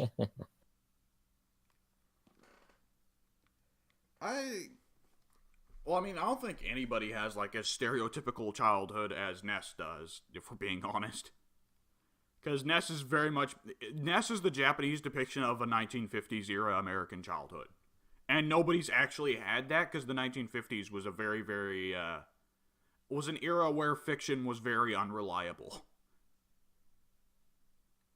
Like, I was thinking about the other night, like, in 1950s TV shows, you weren't allowed to have married couples sleep in the same bed. They had to sleep in separate beds.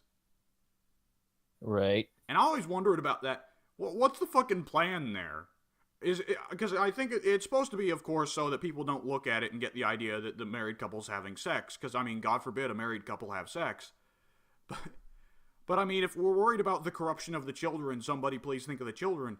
Is a fucking child, like, because odds are every married couple you've ever known is probably going to sleep in the same bed unless they have marital issues or one of them has sleep problems. It's one of those things where it's like, okay, are you scared? Like, if you're scared that this thing will corrupt them, it's everywhere's in real life. Right. It's like if we can't have cars in TV shows because we'll get scared the kids might have ideas about running other kids over with cars. I mean, they would have been forward thinking for banning cars out of shows because then we wouldn't have cars. The movies. Addy is just the trash man comes again. I got into a fucking blowout argument with somebody the other day over Cars. Because Cars is the downfall of Pixar. It is. And they got pissy about it. Fuck that movie. I liked Cars when I was little and I saw it. When did that came out? Or did it come out? I feel like 2006, I want to say. Would Cars not lose a lot of its appeal in other countries? Because the main appeal for that movie was Mater, the fucking hillbilly truck. I was about to ask what the appeal was in this country, and I guess there's that answer. Yeah, it's fucking Larry the Cable Guy. Remember when he was relevant? Nope. Yeah, lucky you. My family are hillbillies, so they love that shit. I grew up on him and fucking Jeff Foxworthy and Bill Engvall. Bill Engvall is the worst. Bill Engvall is the honest fucking worst. Fuck so that yeah, guy. the first one is 2006, so I would have been 6. Probably, yeah. No, I definitely was 6. I was born in 2000, so. Well, I mean, you could have seen it after 2006. Yeah. Let me check. What the hell? Release date 2006, Lowe's Motor Speedway. June 9th, 2000. Okay, I was about to say I saw 2009 United States, and I was like, what? It came out at the same time the second one did. That's That's thinking ahead with your franchises No, there. the second was 2011, and the last one was freaking 2 years ago. Oh lordy. But yeah, so the first one I liked when it came out because I was 6. And I think the thing is, I never was a car kid. Like I never liked cars. I still don't like cars all that much. They're just a Yeah, form of same here. transportation to me. Some people want to put that dick in them. I don't understand people. There's a reason I didn't like Forza, or literally any other racing game I've ever played outside of Mario Kart. because Forza doesn't have the Mercedes, whatever the hell. There's a reason I go on foot in Grand Theft Auto. Yeah. Because it doesn't have the Mercedes, whatever the hell, like Mario Kart. But yeah, that I think I saw the second one when it came out, and I like the spy parts, but then Why are you talking about Cars 2 at all? That movie was fucking garbage. Absolute, total, complete garbage. One of the worst movies I've ever seen. I don't disagree. And then I played the second game's video game recently, Why? and oh boy, because it was free with gold. Why was it free with gold? I don't know. And people were like, check out freaking download cars whatever cars the video game or whatever the hell it was called. Download that game for your kids and yourself because it's like Mario Kart. Not really. And they were like on the Xbox One subreddit. People were raving about how good of a game it is. And then I tried it out. It has the worst controls I've well probably this side of freaking Shrek kart racing on the game on the GBA. Oh, that classic that you can reference and everybody will get. I mean, I have a couple of hidden kart racing games up my sleeve. There was the M&M's one. There was the Shrek one. There were the freaking Star Wars ones. But Oh, yeah. right. I nearly called it podcast racing. Yeah, Star Wars podcast racing. Featuring us. We're gonna have to do this now. It's us. It's us versus Joe Rogan. It's us versus Joe Rogan and Larry Herb And Steve Austin. and Jim Ross And Edge and Christian. and Chris Jericho There's a whole roster of wrestlers that do podcasts nowadays. And Rooster Teeth. and Vince Russo. There'd be a lot of competitors in this race. Yeah.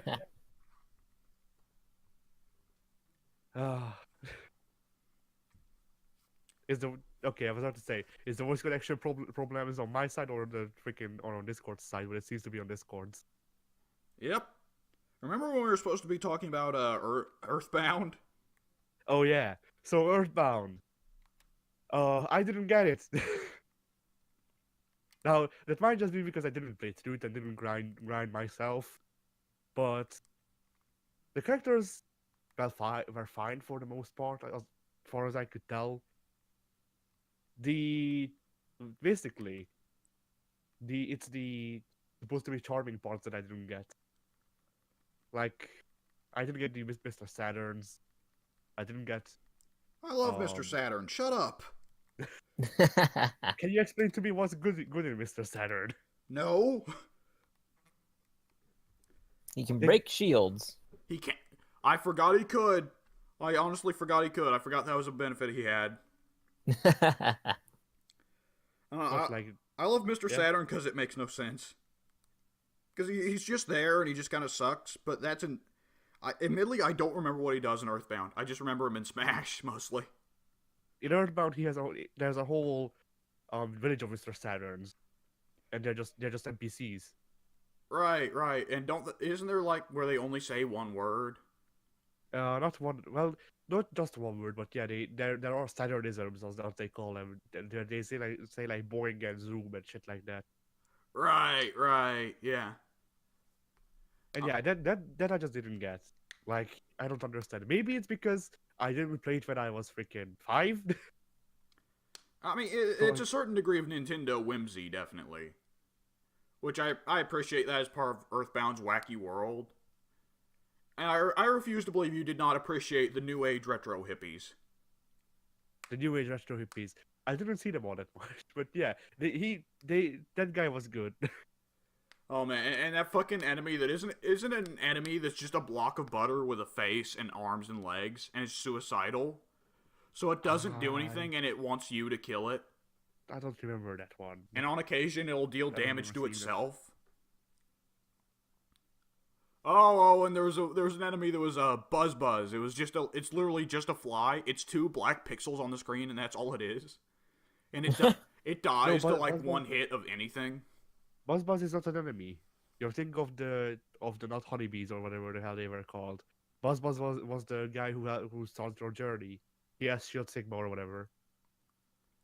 The fly? Wait, was Buzz? Okay, then was Buzz the fly, or am I thinking of something else?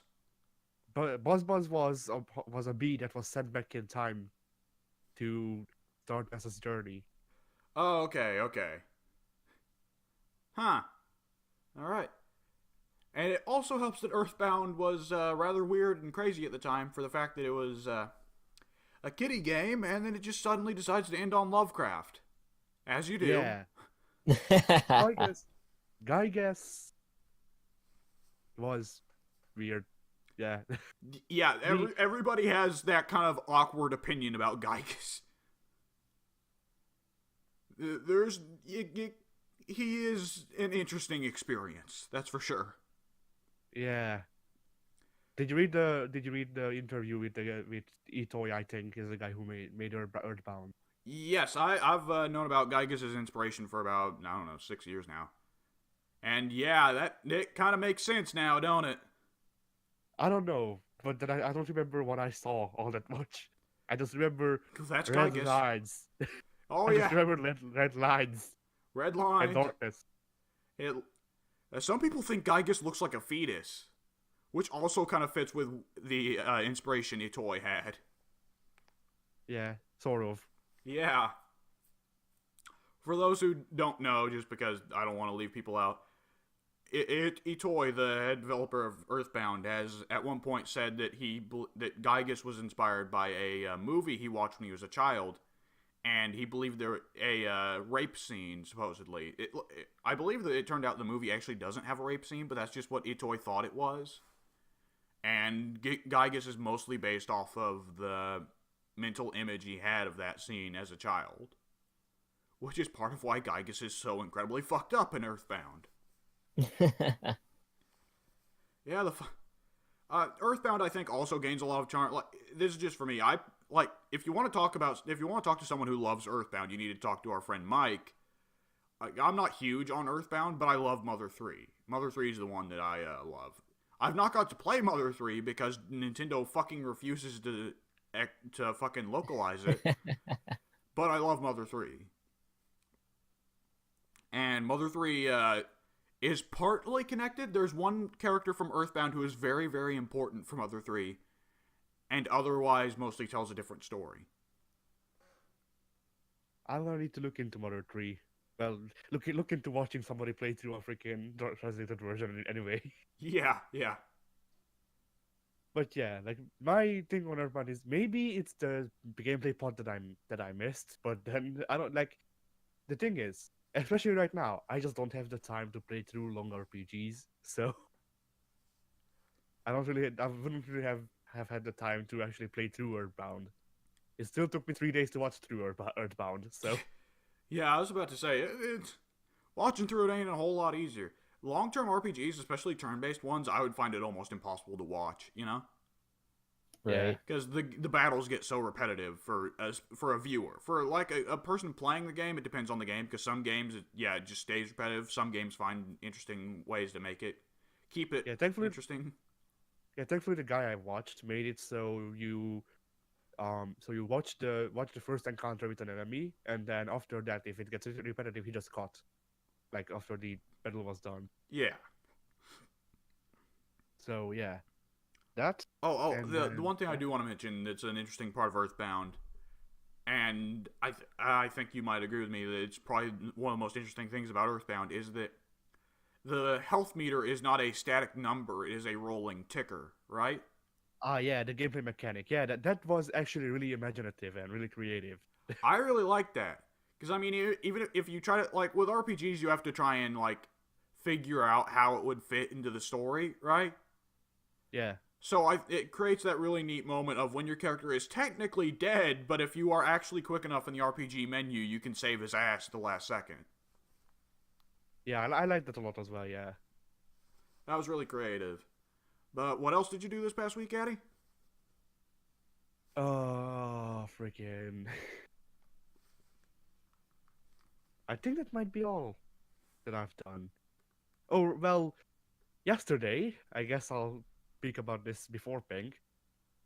Yesterday, Pink and I recorded an episode of PV Pink on Marvel vs. Capcom 3. The Oh, Ultimate Edition. Yeah, the Ultimate Edition. okay. So I'm curious there how it went. It went well overall because there were a couple of matches off recording, and we also accidentally started a match after recording, so it went 25. You can guess who won that. That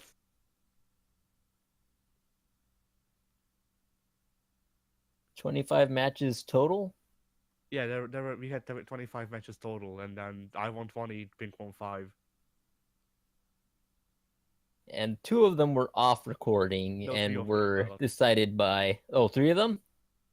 Yeah, because as I've said, like we did a couple of rounds. I think we did 6 rounds or so. I don't remember, like 5 or 6 rounds or of recording before they started recording, and then we also did one match after the recording or before. Yeah, whatever. Whereas, yeah, so we did one after recording definitely because I remember that it the whole thing being 25, and by the end of the recording, it's 19 to 5. Right.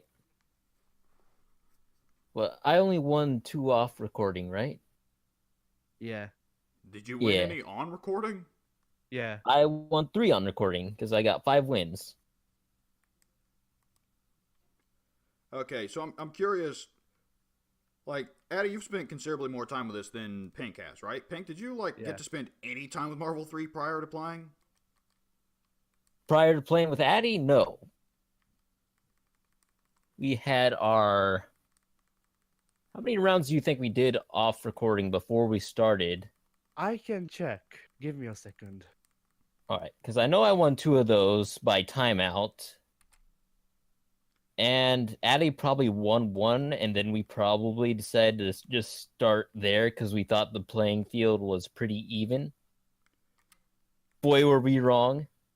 Oh shit! I cut everything out. Never mind. I can't check. Oh, no. Oh wait, no, I can. I can check. I just need to go into the raw footage. Why am I so bloody stupid? Yeah, Addy informed me of who the OP characters were, but when I played as them, I didn't win, so I don't think they're as OP as he says they are. Because I'm pretty sure he got a clean sweep over me.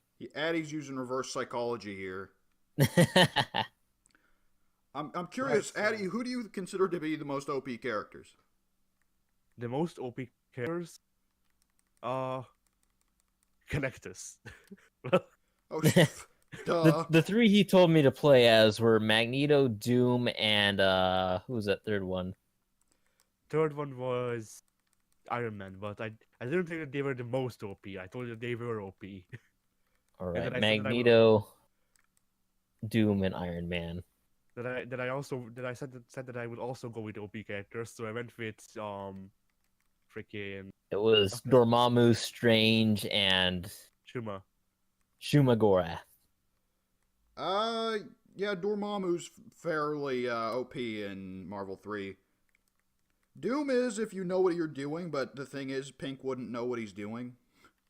I never know what I'm doing. Off recording, he was Doom and he whooped my ass, so I figured he could use him. But yeah, so we did 6 matches off recording because I have 4 wins and 2 losses at the start. All right. Huh. So we actually did 7 because there was also the one that auditioned a week or after recording. So, you actually missed the most crazy OP character in that game is absolutely fucking... Who'd you say? Sentinel. Sentinel. Yes, Sentinel is definitely Sentinel. Virgil, I think, also has a bad reputation in that game for being OP. So, yeah. But, yeah, folks should go ahead and tune in for that when that gets released 3 weeks from now or something. Well, the thing is, there's still the freaking for other PvP that we shot like 2 weeks ago. That's just in the ether. Yeah. From way back when the Assassin's Creed event was still going. Yeah. Spoiler alert, that's not I mean, going on anymore, so you it know was how good- dated that is. Pink. It's been 3 days since the Assassin's Creed event stopped. I thought we recorded it on the last day of the Assassin's Creed event. No, Oh. it stopped on the 10th. Oh yeah, that was just that 2 days ago. Happy birthday, Mr. David Bowie. Rest in peace. Oh, now I'm sad. Damn it. Google play Despacito. Shut up, Patty. One of these days you will forget to plug in your headphones and we'll go on through speakers and the freaking thing will make it so the channel gets copyright claimed. I'm not using headphones. I'm using earbuds. Thank No, God. whatever. Same difference. So, yeah, is that about all you played this past week, Addy? Yeah, I think so. All right. So, Pink, what have you done in the past week? Alrighty, let me think for a moment. I watched Batman Beyond because they recently had their 20th anniversary. I think it was also on January 10th. Oh, all A right. lot of things happening on that day. I've never actually gotten much into Batman Beyond. I know it's one of the ones that people absolutely just can't stop praising and declaring it the greatest thing ever in the history of ever. But I've never actually put much time into it. Yeah, I never got very far myself. I'm actually still only on the first season. I don't even own the second or third, or however many there are. But what I have seen of probably the first 6 episodes, I've really enjoyed. All right. So I think a lot of that praise is well deserved. Sometimes the pacing could feel kind of off or really fast paced, especially in the first 2 episodes. But that's kind of because they have to get everything sort of shuffling along. Yeah, So, a lot of shows are inevitably going to have a little bit of an awkward time. yeah. Like, But all around, it's been a fun ride thus far. all right. I'm Yeah, go ahead. I'm trying to look for a question to ask here, but I can't. So, part of the whole thing is, of course, old man Batman. The Batman gets too old to do what he's doing. Does that happen, like, immediately right before the story starts? Or is it, like, several years later? It's several years later. The last time Bruce Wayne has been Batman is 20 years. So, at the beginning of the series, it shows you why Batman stops being Batman. Then it cuts to 20 years later onto Terry's story and how he will become Batman's sort of protege. Isn't it supposed to be that that he's in such bad shape that he has to use a gun to fight off a criminal, and that's when he says, "Okay, I gotta stop"? Yes. That's actually a really good depressing thing for Batman. Yeah. Like it works very good. You know those old Spider-Girl comics? How Spider-Man has to retire because I'm pretty sure he loses a leg in battle. Yeah, That one never sat well with me because it's the freaking Marvel Universe. If you lose a leg, oh, okay. Go get a new one. Look, Couldn't he use the lizard? dude, That's the Batman thing. is the wrong question to ask that about, because then that just begs, oh, Barbara. Like with Spider-Man, if he loses a leg, why doesn't he just look for the lizard? Right. There are so many options he could go with here. At one point in the future, he will have 4 mentally controlled robot limbs. He can do a one-legged Spider-Man career as well. He doesn't even need a prosthetic. I was about to, Go ahead. I was about to say, this being Spider-Man, he mostly travels through web slinging. Right. There's also this thing where he can just like since Doctor Octopus is not bad anymore, he can probably just go and freaking ask Doc Ock for some prosthetic or the freaking plans to the octopus arms. Yeah, for some octopus arms. Yeah, At this point, I think Doc's back to being evil. probably. Yeah, Doc is like freaking Kane. He puts the mask on and puts it on and takes it off. Otto can never stay good for very long. no, he really can't. I'm gonna need to read Superior Spider-Man or whichever one is Doc Ock. Yeah, Yes, Superior. That is Superior. And it was followed up by Superior, or not Superior. What was the other Superior? Because I know there was Infamous Iron Man, which was Doctor Doom as Iron Man, right? Yeah, but there was also a Superior Iron Man as well that preceded Infamous. And what was And Superior? that was just Tony being a dick. Oh, okay. What is that? Wait, hang on. Was that like the robot Iron Man after Carol put him into a coma, or was that before? That was before, I want to say. I don't think Civil War had happened yet. All right. It was when he relocated to the West Coast, I want to say. When he went and became San Francisco's hero. I do not remember that at all. So okay, I only remember because I recall stumbling across that very recently. Tony moved to San Francisco to start a new business in hipster coffee shops. Wait, did they only move Tony to San Francisco because in the movies Tony's in California? Probably, if we're being honest here. Yeah. I mean, when you think about it, Marvel does need to move more of the superheroes out of fucking New York, because it's just absurd that they're all in New York. Right. DC and Marvel have opposite problems, where DC's pretty good at spreading their superheroes throughout America. They're not all in Gotham or Metropolis. But they are worse about having decent international heroes. Because, like, there's John Constantine in England, and that's about it, right? Right. Whereas Marvel's better about having international heroes, because they got Black Panther, half the X-Men, Captain Britain, Wolverine, fucking all the superheroes in Canada, God. Right. Captain Canada. But every American superhero, except for Ghost Rider, is in New York. And even one of the Ghost Riders, Danny Ketch, was also in New York anyways. Right. Why would you ever live in New York? It's gotta be a fucking war-torn wasteland with all the superheroes and supervillains beating the shit out of each other. My favorite Ghost Rider is Lobo. You mean the new Cosmic Ghost Rider, Addy? Is it just Lobo? Kind of, yes. It's Punisher after... What the fuck was it?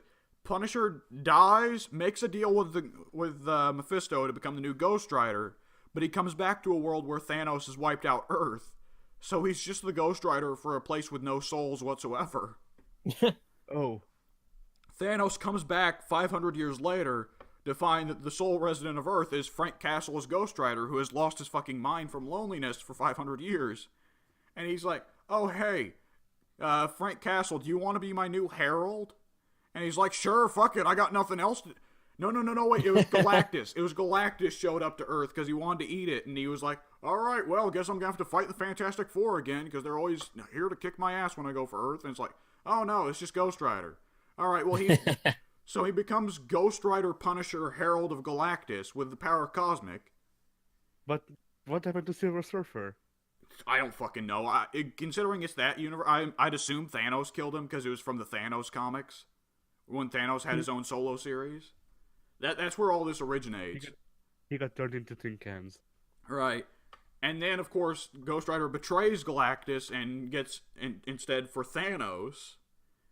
And then Thanos dies of, like, turbo cancer or something, space cancer, what have you. So now Cosmic Ghost Rider's just fucking running around. And he's got the power Cosmic still. And he's also got the powers of Hell, because he's Ghost Rider. And he's also still Punisher. That's a horrifying combination.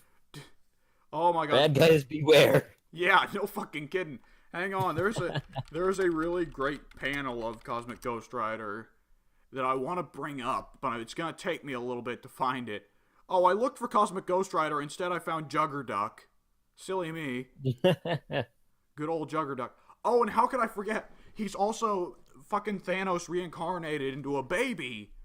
So now Cosmic Ghost Rider has to be the father of Thanos. Which, hang on, leads to this leads to a future timeline. Future Thanos comes back, and he's because he's raised by Frank, he's fucking oh Jesus, Discord is shitting itself. You guys need to get a load of that picture. Because he's trained by Frank, he's basically Cable, but he's also the Punisher, and he's also Thanos. But why wouldn't he kill Thanos if he's... Because the idea was, I've got baby Thanos, I can raise him to be a good person. But this being Frank Castle, whether or not Frank Castle is a good person is a little bit, it's debatable. So Did instead, you put the picture yet? Because it hasn't shown up. Yeah, it hasn't shown up. You're gonna have to click on the link. There's no link here. Oh fuck! Great. Oh, Jesus, it's just acting weird. Oh, good. Alright, look, whatever. You're gonna have to imagine it's Thanos wearing the Punisher shirt, okay? Okay? And now I'm gonna have to find a fucking way to get that picture up and going. And, oh, Jesus. Oh, wait, hang on, I might have found a better way to get the picture. Oh, man, this must sound great on the podcast. Nope, that's still fucked. Oh, shit. Hang on, I got it, guys. Also, in case I find that picture. It'll be if you look Cosmic Ghost Rider up on Google, it'll be like legitimately the second picture. It's the second picture. Wait.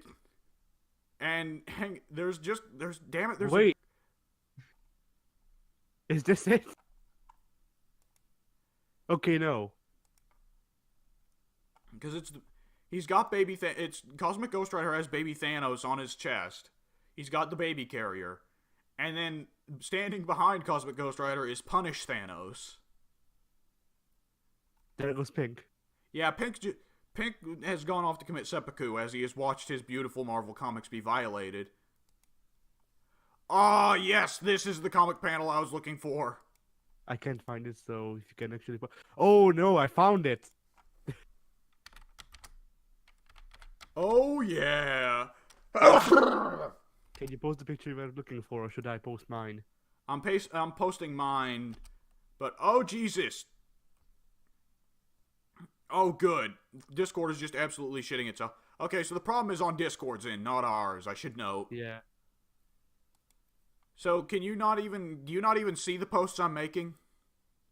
No, I can. That showed up. Okay. So, yeah. How about that comic panel, huh, Hattie? Nice. I found this, if you want to put up Punisher Thanos. Okay, hang on. Let me get a... Yeah, oh, I've already got the picture of Punish Thanos. But do you have another one, then? Possibly? Alright, shoot. Oh, fuck, it's not loading because Discord's shitting itself. Yeah, it's not loading for me either. Oh, Jesus. Thanks, Discord. Okay, there's your post and there's mine. This is why we left Skype. Do you see what I posted at all? Nope. Let me try that again. Okay, I guess links are out of the question. Yeah, it's just... Oh, I He got also it. was I got it. completely- Okay, good. Oh, yeah, that's actually a great picture. Oh, I love it. God. My favorite part is how he has no pants on. Oh, he does. It's just that under the moonlight they look Thanos colored. Yeah. Jesus. Oh. And Pink So is what just now? Pink is Yeah. dead, and this is the worst time for Pink to be dead because it's supposed to be his time to talk. Pink got snapped. Oh no. I mean, his thing on the forum, his update for the forum was, for the longest time was just didn't survive Infinity War. Yeah. I guess Thanos was a bit late. It finally caught up to him though. Thanos always Yeah. collects. Oh Jesus. So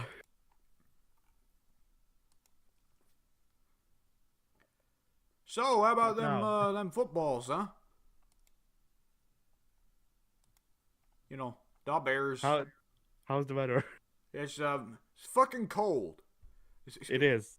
It is fucking cold outside. It really is. It's bugging the shit out of me. I can't stand it. It wasn't cold at all in December. It was fine in December. And then just suddenly it's like, oh, hey, it's a new year. It's a new cold. Fuck off. Like, why? Because January is the new December. January and February are the worst months of the year. They are the worst months of the year. Easily. Can we agree on that?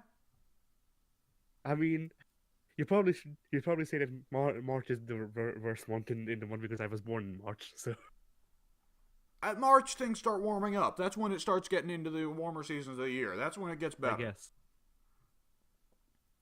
So, conveniently enough, while we're waiting for Pink to show up, I started browsing for news articles. Look at that! It's a new topic! Out of the blue! And it's not going to Let's hope appear that I can because actually fucking see it. Discord. Fuck me running. Read the thing out if you can.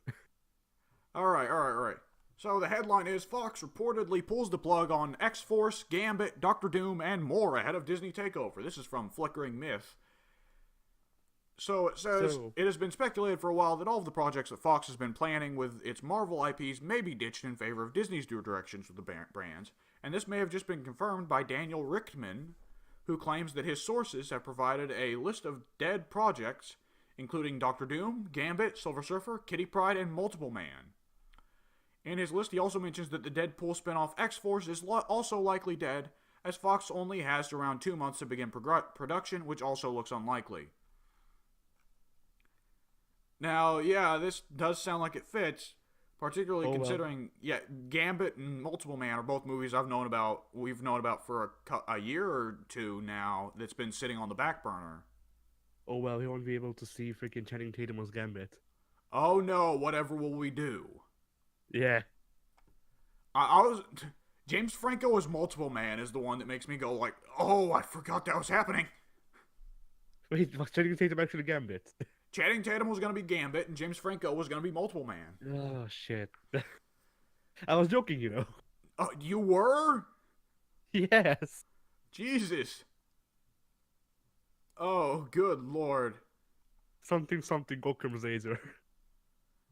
Oh. Or whatever the hell it is, the one that has the thing, the joke being reality. Or joke and reality being, Occam's razor is whatever's the simplest solution is probably the actual solution. So yeah, that's not the thing I'm thinking of. Anyway, let me see if I can find other games that I've played then. While we talk, well, you can go ahead and say yours, but I'm considering doing that. I'm currently looking through news sites just to see if there's any new stuff. It doesn't look like there is a whole lot. I mean, obviously, Activision and Bungie split up, and we could talk about that if we gave a shit about Destiny, but we actually don't. Yeah. The only thing that came out of that might be Hawkworthy, I suppose. Not really. Is that immediately as Bungie announced that they split from Antivision. Antivision. That works. That works.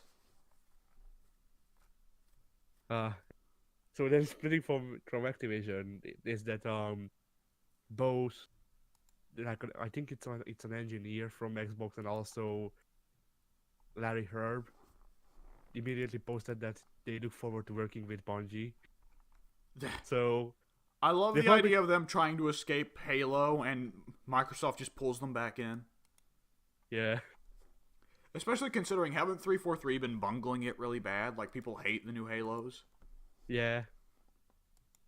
Oh, you know, we didn't mention that Persona 5R is going to be a thing, did we? Which one? Persona 5R that The dancing Atlas game? Atlas has been teasing that there's going to be a Persona 5R, and they haven't revealed what it means. It could mean Persona 5 Arena, and I think that would be the best possible one, because that'd be, hey, a new Persona fighting game, sweet. It could just be a re-release, considering Persona 3 and Persona 4 both had re-releases that added more content. Persona 3 added the choice to switch out for a female protagonist, which actually, surprisingly enough, changed almost the entire game, because Japanese culture, you know, acts very awkward around women and so on. Persona 4 added a new month and a new dungeon and an entire new character and an entire new sub-story, a fucking side mission, side story, whatever. So odds are Persona 5 is going to see a re-release that will add a ton of stuff. So we'll see about that. I thought you were talking about the dancing game. The dancing game has already been announced. Unless they announced, like, oh, Persona 6 dancing. We haven't even... No, Persona 6 hasn't even been announced, but here's the dancing game ahead of time.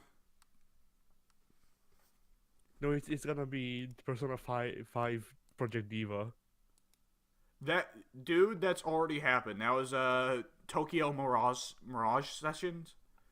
Oh. It was supposed to be a combination of Shin Megami Tensei and Fire Emblem, but for whatever reason, it just turned into an idle game. And nobody knows why. Oh, do you not know what Project Diva is? Is it not something to do with idols or the fucking hologram singers? Yeah, it has to do with Vocaloid. It's Hatsune Miku. Of course it is. Yeah, I only really know about it because A, Brian, then B, it's free on the PlayStation Store. I would not touch that with a fucking 10-inch pole. Look, I think I I think I thought about downloading it once because I was like, I want to play a rhythm game, and then I don't think I did, but I don't remember. I actually checked because I remember the gameplay part, but it might have been just me watching somebody play Hatsune Miku. Oh. So you know. It's nice to know this is where we go when Pink drops out. Yeah. Oh. First, I'm gonna have to figure out which Project Diva it is, because there are like 50. That's Project Diva X, Project Diva F, Project Diva uppercase F. I don't know what the difference is, but you know.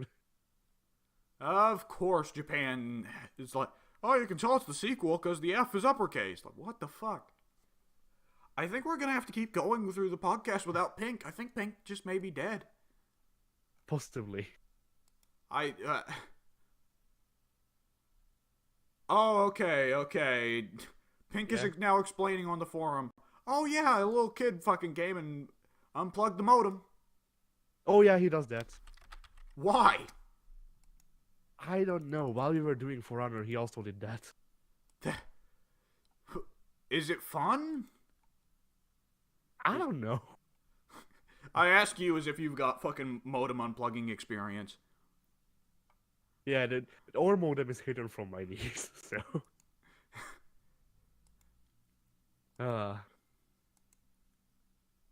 Oh, right. Here's something we might be able to do. Dead or Alive 6 beta is online. Oh, it is? Yeah. On both PS4 and Xbox One. On both. Yeah, that'd be I was about to say that'd be a you and me thing, and then it dawned on me, no, that is Pink's Holy Land. I mean, it depends. Do they see which characters are in the game right now? No. Well then, let's hope that Jackie is one of the beta characters. 'Cause that's gonna be fun. I don't know. Was it not a special thing for 5 that it had all the Virtua Fighter characters? I don't know. Because I thought it was. I'll start downloading and we'll see. Yeah. So that's a thing. Oh right, Jump Force. Do you remember Jump Force? Yes, I do remember Jump Force. Yeah, that's gonna have an open beta, not long from now. I feel like that could be a thing you and me do, but Pink, Yeah, absolutely for not. Bizarre Adventures. Yeah. Don't even call it Bizarre Adventures, just call it Bizarre Adventure. Yeah. No, I don't know why I call it Bizarre Adventures. It's a vocal thing. Like the title is Bizarre Adventure, but I keep calling it Bizarre Adventures. Yeah, I keep calling it Bizarre Adventures too. So, I don't know. I guess it's because it's not a single adventure that we're showcasing. It's multiple adventures, and it's just a freaking catch-all term for it. That's what I was about to say. Part of why I'd make it Bizarre Adventure is because we're probably not going to be doing anything for Jump Force after that. After what? After the beta? Oh, wait, right, for Naruto. I thought you were talking about the whole series. No, Bizarre Adventure still keeps going, obviously. So, it definitely has Ayane, because she's in everything. Well, this just in, Mortal Kombat has Scorpion. Street Fighter's got Ken. Don't insult Kel like that. Yeah. I can do what I want. You can't stop me. Okay, apparently I can't find the beta for Dead or Alive 6 on Xbox, but it definitely is online on freaking PS4. It would be weird though if they have exclusive release slides with Xbox and have the freaking beta only on PS4. Imagine that.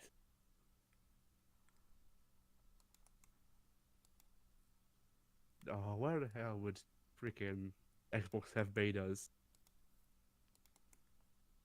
I have no idea. Oh man, I'm having to go through and delete most of the fucking pictures to clear up space that we've had. The pictures we've used in past podcasts. Yeah. And one of the ones I just had a picture of Jury from that one where we were talking about Jury's redesign or what have you, or were we talking with Pink about it? And I just labeled it "feet" in all caps. I'm not wrong. No, you're not. You're also a fetishist. Hey, I ain't doing it. I'm just saying it's there. I mean, you noticed it to the extent.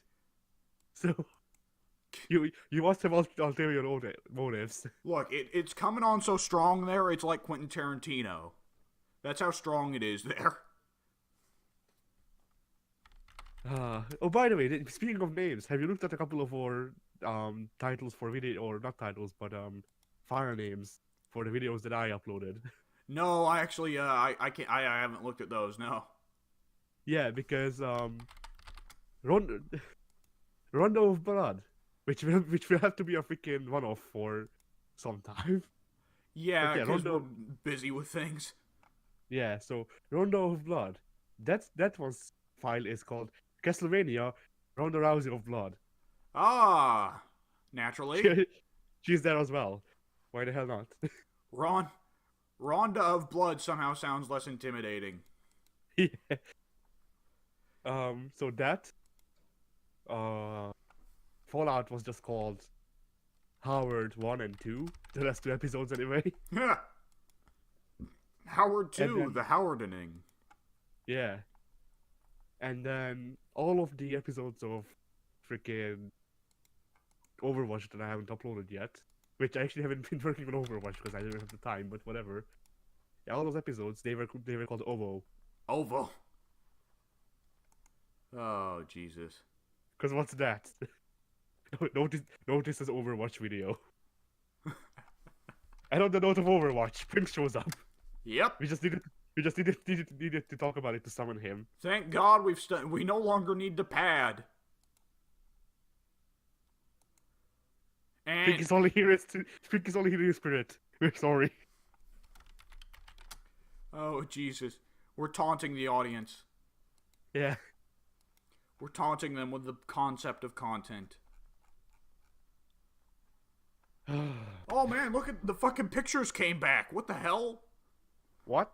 The pictures are in. They did. What the fuck? They did. The pictures work now. What the fuck? Why? Discord fixed itself. This Pink shows up and everything goes right. You know, we should make the first paint picture a thumbnail. Pink, I feel like that's a good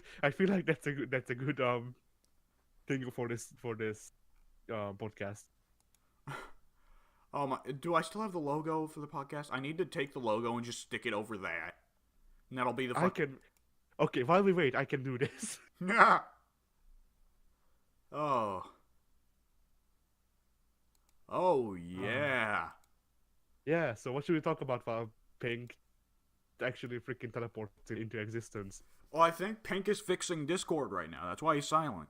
He's going over to Discord headquarters and he's beating ass and he's taking names and he's teaching them how to run a proper app.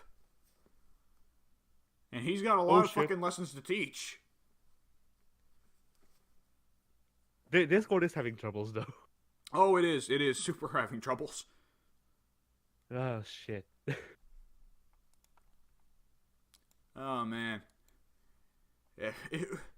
If we get sent back to fucking Skype, that's the end of the podcast. Yeah. No, we'll record the podcast over Xbox Live. Ha! That'd be better, honestly. At least it has a consistent connection. Yeah. With Skype, it's like, oh, hey, you left the call. Oh, you left the call again. Oh, why'd you leave the call again, stupid?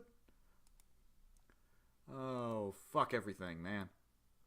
I still need to freaking find the logo of the podcast. I heard something. I heard Screech. Is Pink taunting us? Oh, now he's jerking off. Oh, Pink, no. Dead or alive comes later, Pink. No. Hi there. Oh, okay. We're finally back. Oh, do you talk to people while you jerk off, you sick fuck. What? It gives him power. And with great power comes great responsibility. All right, we're at 2 hours and fucking 12 minutes. Pink, would you please, for the love of God, talk about something? Where did we leave off? Oh, right. You were talking about Cosmic Ghost Rider when everything came undone. Okay, so me and Hattie brought up some pictures. Do you see the pictures, Pink? If I scroll down now, I can. It's like you posted the timestamp, and then my internet got unplugged, and then Discord never connected again. But it's all okay now. Why does it say Why does it say I'm listening to Spotify?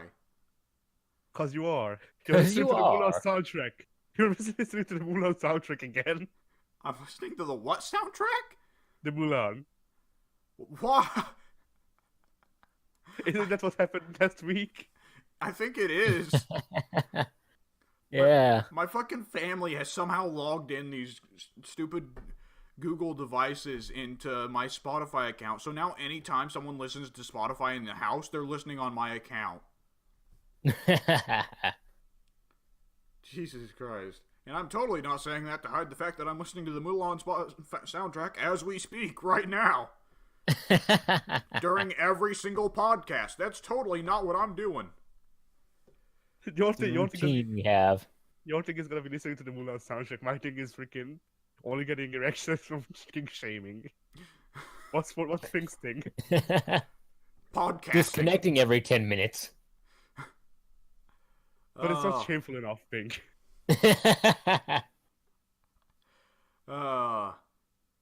So yeah.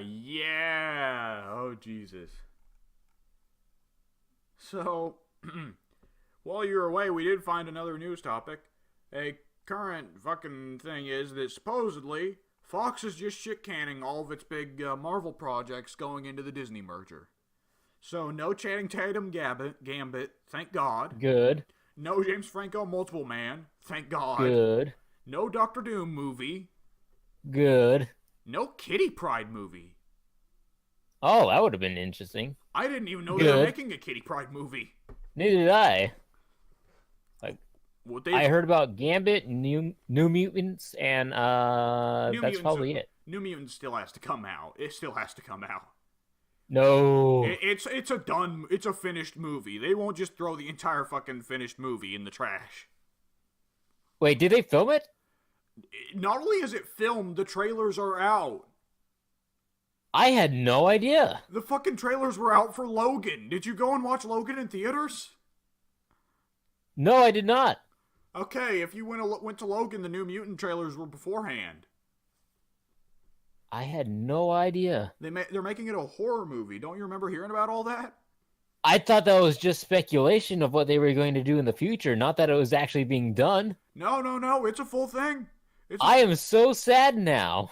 It looks like a Blumhouse movie. It's got a very Blumhouse trailer, where it's like they're in a fucking a really shitty prison, and there's like you know how there's one band that goes through and changes every 80s and 70s rock or pop song to make it slowed down and sound all dramatic and shit. Yeah. They got that band to do one for Pink Floyd's Another Brick in the Wall, and that plays in the background. While there's shots of fucking the girl from Game of Thrones screaming. Another one? Yeah, the younger one. You know, there's the elder sister, and she's Jean Grey. They got a younger one, and she's Wolfsbane. Yeah, go figure. The other fucking kid is, have either of you guys watched Stranger Things? Yeah. No. Okay, do you remember the fucking loser kid that's, the son of, the elder son of Winona Ryder's character? Yeah. You remember that guy and how much you hate him? Yeah. Because I hate him. And he's gonna be in that movie, and I think he's probably Cannonball. Which, yeah, hand one of the greatest X-Men characters of all time to an awful actor. Why the fuck not? Oh, I am so sad now. Because that's actually gonna be a thing. It can't be stopped. Jesus. Darn. Look, anytime Channing Tatum gets cut out of a movie, I call it a victory. And I now you gotta look at the positives I actually here. feel bad about that because I think just a week ago I heard that Channing Tatum is actually like a really big behind-the-scenes fighter against child trafficking and shit. So now I feel bad for hating him, but I still hate him. You're conflicted in your feelings now. Yeah. I wish I could just be a shitty person, you know, and do what I want. Alright, so we were talking about Cosmic Ghost Rider. What did you mention that led us to Cosmic Ghost Rider? It started with Batman Beyond, then it moved to Spider-Girl and how Spider-Man didn't need his leg. Right. And somehow that took us to Cosmic Ghost Rider. That led us to Superior Iron Man. Superior Iron Man led us to fucking Infamous Iron Man. Infamous Iron Man somehow led us to that, yeah. And then it led into Juggerduck, as all things do. So I just want to cut in here to tell you that the podcast thumbnail is done. Yay! That's what Addie's been working on while we talked about this. The what's done now? The thumbnail for this podcast. The special thumbnail for the first time. A unique thumbnail for the podcast. Outside of that one time where I accidentally made the thumbnail a picture of Shazam. Oh! It looks amazing. Oh, that's great. That's the best. Perfect. The fact that you placed his headband, he's a part of the Form of Solitude village. He is. No, he's a member of the hidden Forum of Solitude village. Because everything has to be hidden. The hidden FOS village, the hidden FOSS village. Yeah. That is the greatest thumbnail we will ever have. Oh, is Mid-Animation Pain one of our new characters? Is that what we're saying now? What about Pain? Is Mid-Animation Pain one of our new characters? Yes. Is he a new Animation... lore? Yeah, Mid-Animation Pain is our life god. in a similar Throw him manner in the that vault with Pablo, M. Bison, and fucking whatever else. Tachanka Tachanka. God Chanka. and Heidenreich having sex Heidenreich. with Pokemon. Heidenreich. Can't forget Heidenreich. And Guile. I guess Guile a little bit. Oh, man. I love it animation pain. Yeah! Best thing to come out of Naruto, possibly. Oh, Jesus. So what else have you done this past week, Pink? Let's see. As previously mentioned, I played Marvel vs. Capcom 3 for the first time ever. Who's your favorite Got my character to butt play? whooped. Doom. Doom is really fun. Doom is a solid contender for my favorite character in that game. Nice. Like, the hidden missiles alone is just absolutely amazing. Yeah, I had a lot of fun with Doom. A lot of fun with Spider-Man. I enjoyed a little bit of Iron Fist, but he also seems kind of too close quarter combat for me. Iron Fist is that character that every fucking fighting game's got to have. What's the move that Iori has, Addy? The Rekka, right? Rekka? I think so. I'm not an Iori expert, despite the edge. Yeah, but the move where you chain one, where a special you have to do several chains of inputs and it's each hit. I think so. I think it's the one where Iori does the 2 uppercuts and then the overhead like axe blow. Right, but yeah, I think Iron Fist is a Rekka character, isn't he? Where you input multiple special moves to create like a little combo of hits. probably yeah, because I can play him. Yeah. Pink is a better Iron Fist player than higher Iron Fist. Freaking! Why can't I speak? Jesus Christ! Pink is a better Iron Fist player than I am. No, bloody hell. My understanding of Iron Fist was he's a Rekka character mixed with a little bit of the twins from SF3, right? Which then makes me wonder, why does the competitive community not just masturbate to Iron Fist like they do to the twins? I don't know what the twins are. Yin and Yang. Or Yin and Yang? I don't think I remember their names, whatever. Some really lazy name that fucking some Japanese guy opened up a random book on China and he was like, oh, Yin and Yang, apparently that's important. Fuck it, that's the name of the character. They're twins. They're twins. They're named Yin and Yang. Yeah, I'll take that paycheck, sir. Perfect. And did you even touch the Capcom characters for curiosity's sake, Pink? Originally, I wasn't going to, but I figured for the variety, I'd do it. Then I found that my main was there, Sea Viper. I just had to play her. Yep. Why is... I don't understand why Sea Viper's in Marvel 3. I don't either. I was upset to see that Cammy was not. Seriously, anyone else from Street Fighter deserves to be in more than Sea Viper. The first thing Pink did was go Chun-Li, and then I had to explain to him what a charge character was. Oh my god. You made the wrong choice today, Pink. I did not have a good time with Chun-Li. That is the exclusive domain of me. And then I went with Chun-Li, and then Spinning Bird kicked him into next day. Oh yeah. Once you're used to charge characters, Chun-Li is an amazing character. It's just that you have to get used to charge characters. Yeah. Chuners is weird. Like, they made... In Marvel Infinite, they got rid of charges altogether, so Chuners is a half-circle character, and I actually prefer her as a charge character. It doesn't feel right using Chuners as a half-circle character. I mean, everybody's a half-circle character in freaking Marvel vs. Capcom. Well, I mean, Chuners is still a charge... Chun is still the charge character. Yeah. There's other characters that are still charge characters. I forget which ones. Oh, damn it. Who is the charge character on Marvel 3?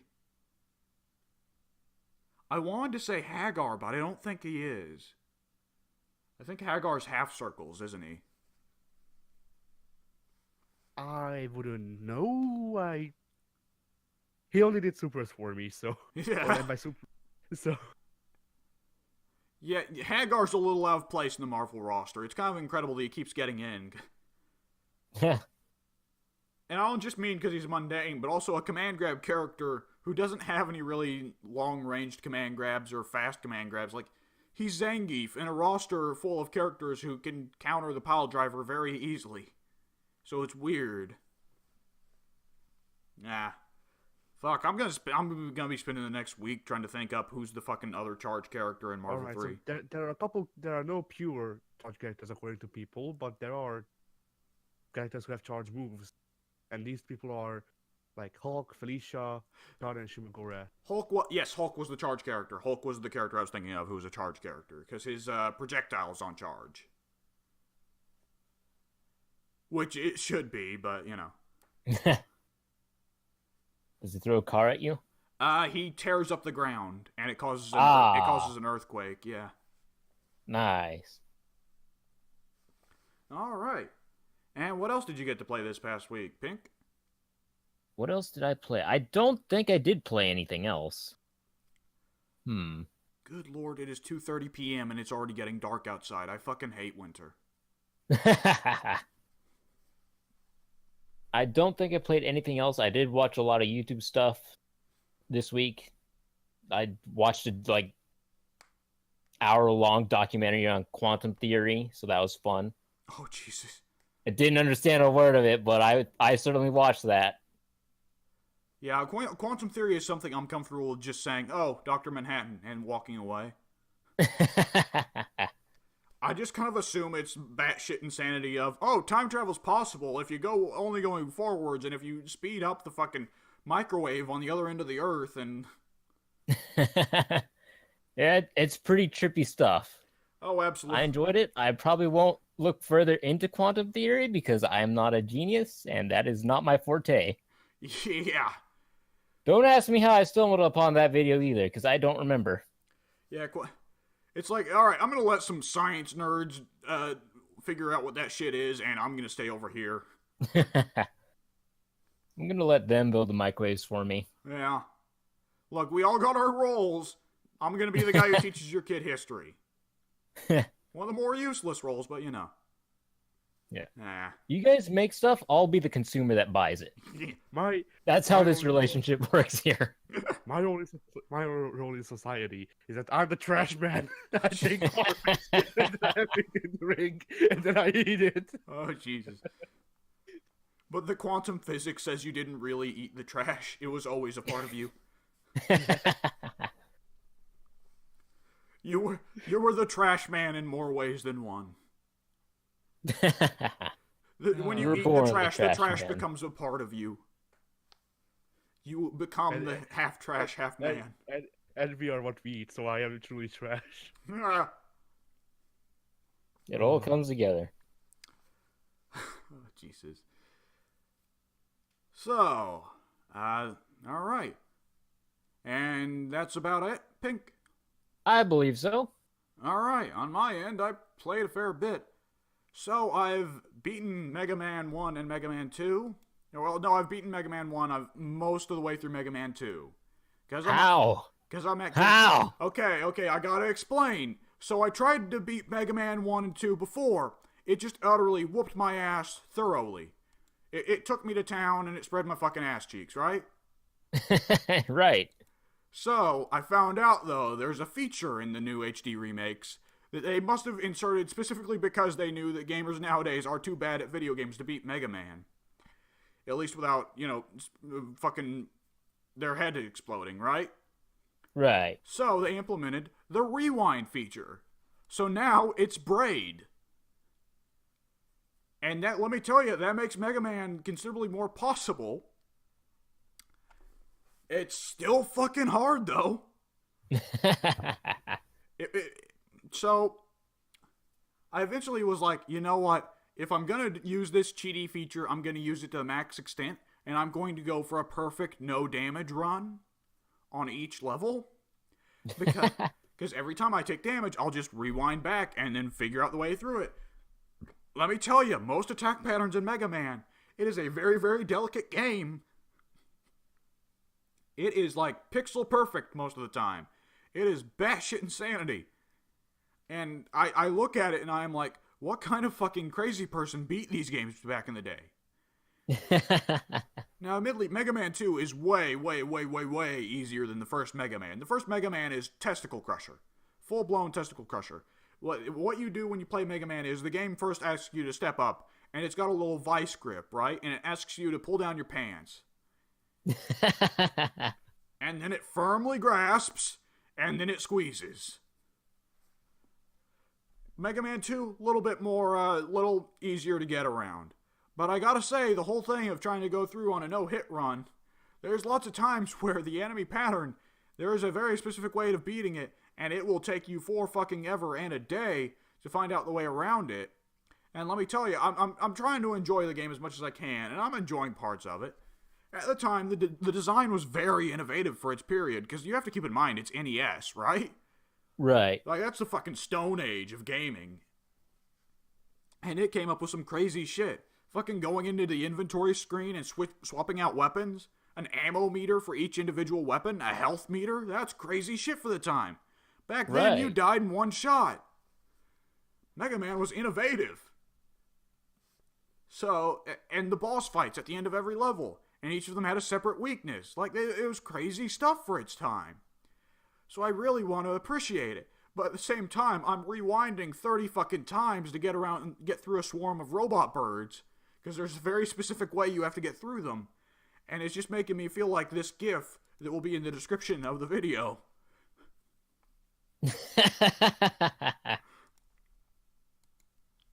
That is my mood when playing Mega Man. I'm trying. Lord knows I'm trying. I'm trying to have fun. But ooh, that game's trying as well. It's trying my patience, it's trying my testicles, it's trying everything. Other than Mega Man, I haven't got around to Mega... By the way, I'm learning about the Mega Man series, and it's actually making it more interesting. This is one of the few cases where it's more interesting now to go back and play a Smash character now I've actually played the game.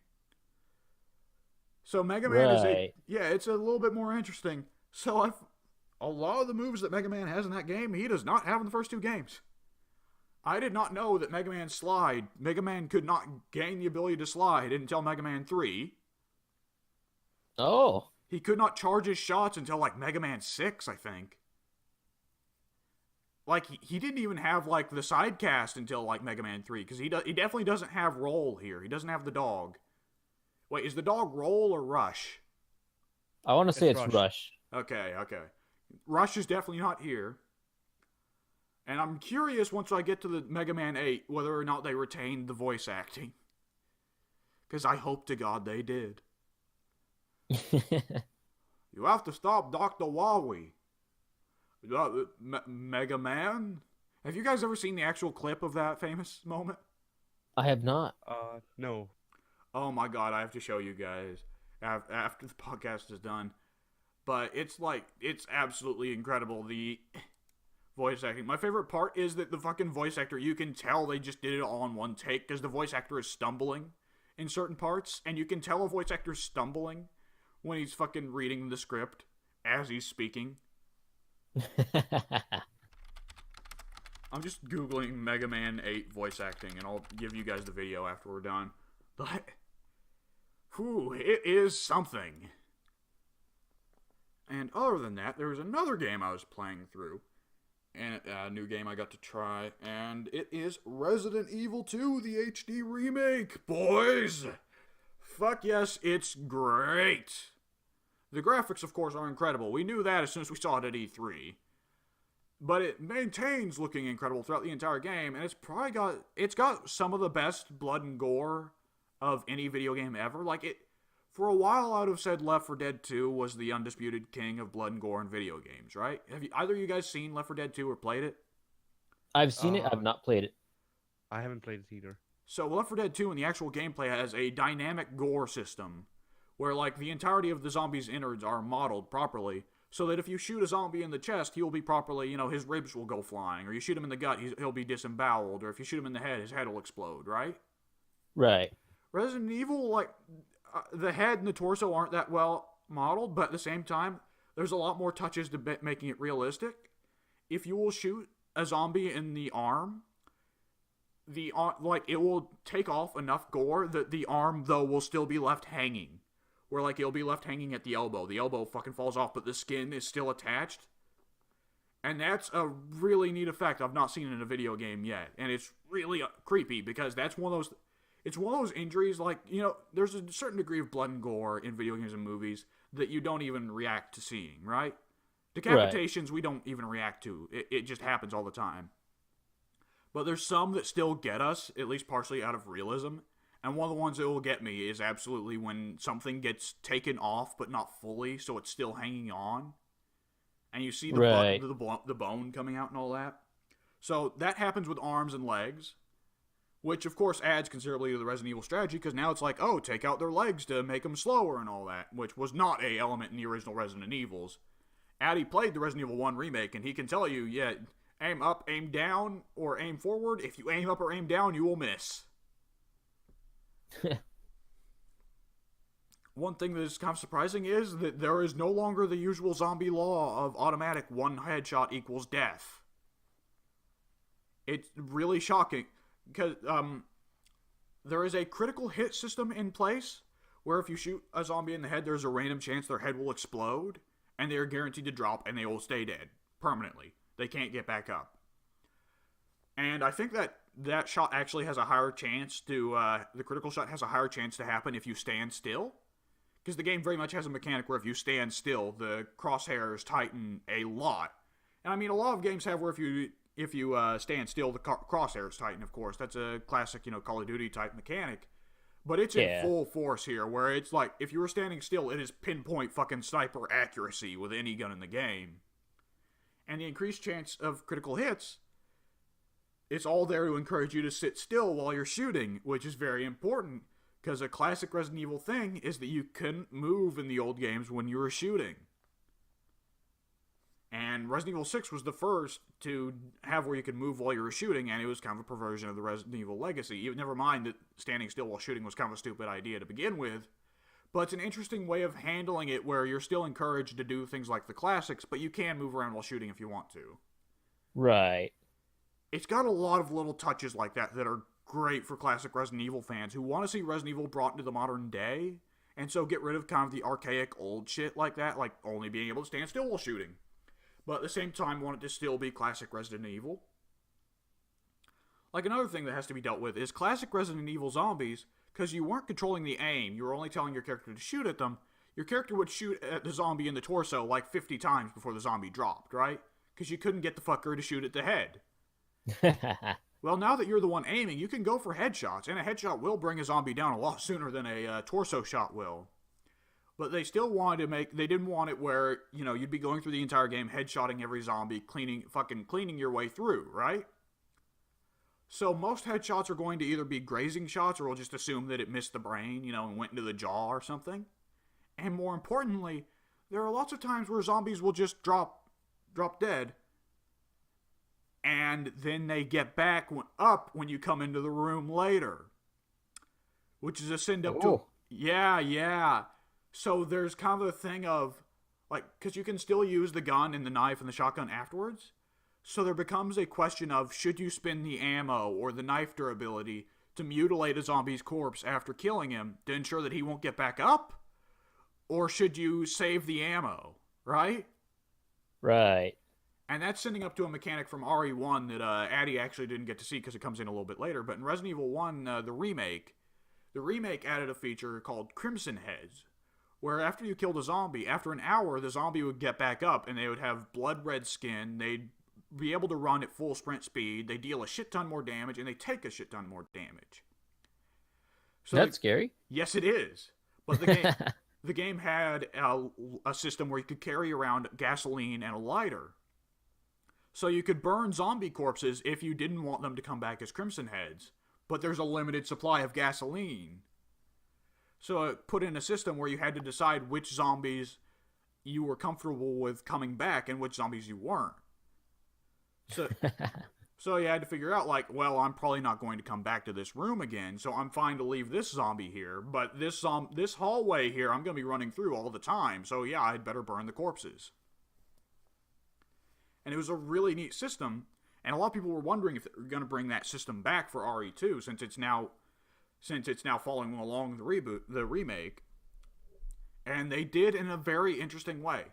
It makes zombies a lot more intimidating. That's kind of the thing you always have to run into with zombie fiction is, how do you make zombies scary? Because there's an inherent degree of non-scariness to the zombie, in that it's slow and stupid, and nowadays often quite weak as well. Right. So with Walking Dead, they go with, of course, that if you die, you will turn into a zombie, period. Doesn't matter whether or not a zombie kills you, whether or not you were ever bitten. If you die from anything other than a head wound, you will come back. Guaranteed. So that's Walking Dead's thing. Left 4 Dead says, oh, well, the zombies can sprint. And Last of Us says, oh, well, the zombies are more or less, like, the zombies have fucking mushroom armor. Right? Well, Resident Evil says, well, the zombies are really fucking tough. It will take 2 or 3 headshots to put a zombie down the first time, and he still might get back up.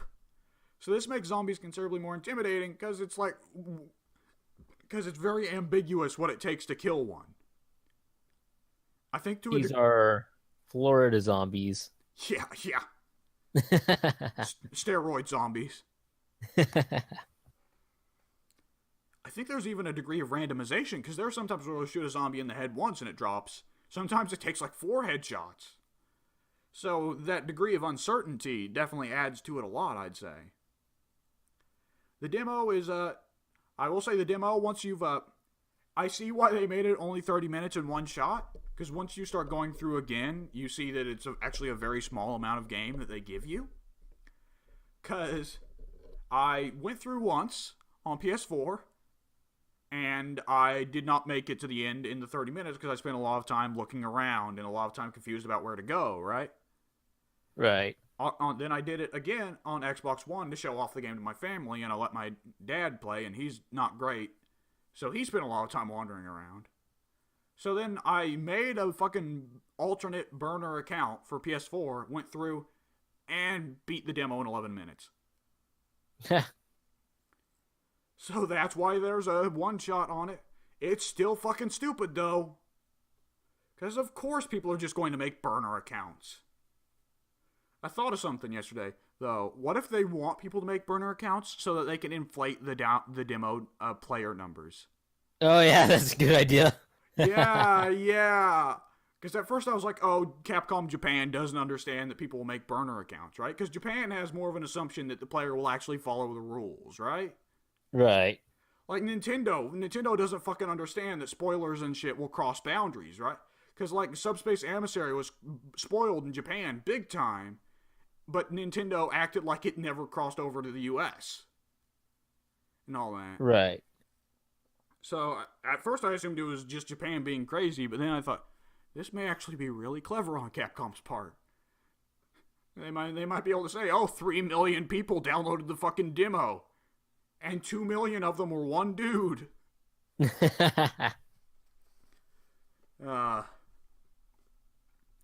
And other than that, I put a bit more time into Smash Mouth. Smash Mouth. Smash Mouth. Smash Mouth. Remember Smash Mouth? Smash Mouth Ultimate. And they don't stop coming and they don't stop coming. That's the rules when you hit the ground running. Didn't make sense not to freaking play for fun. But your head gets dumped and your brain gets monk or whatever the hell. Addy was so happy that you made that mistake. So much to do, so much to see. So what if you take the back streets? You never... God damn it. I said that, and I was about to say, thank God Addy must have stepped out of the room. And then Addy zooms in with Smash Mouth. Hey now. You're Kirby. You're a Get Kirby ashore, superstar. Yeah. Kirby Star Allies. Oh, Jesus Christ. Smash Mouth Ultimate. Best game. Oh, fucking hell. So, what was I even talking about? Oh, yeah, I put more time into Super Smash Brothers, and boy, that World of Light mode is not good.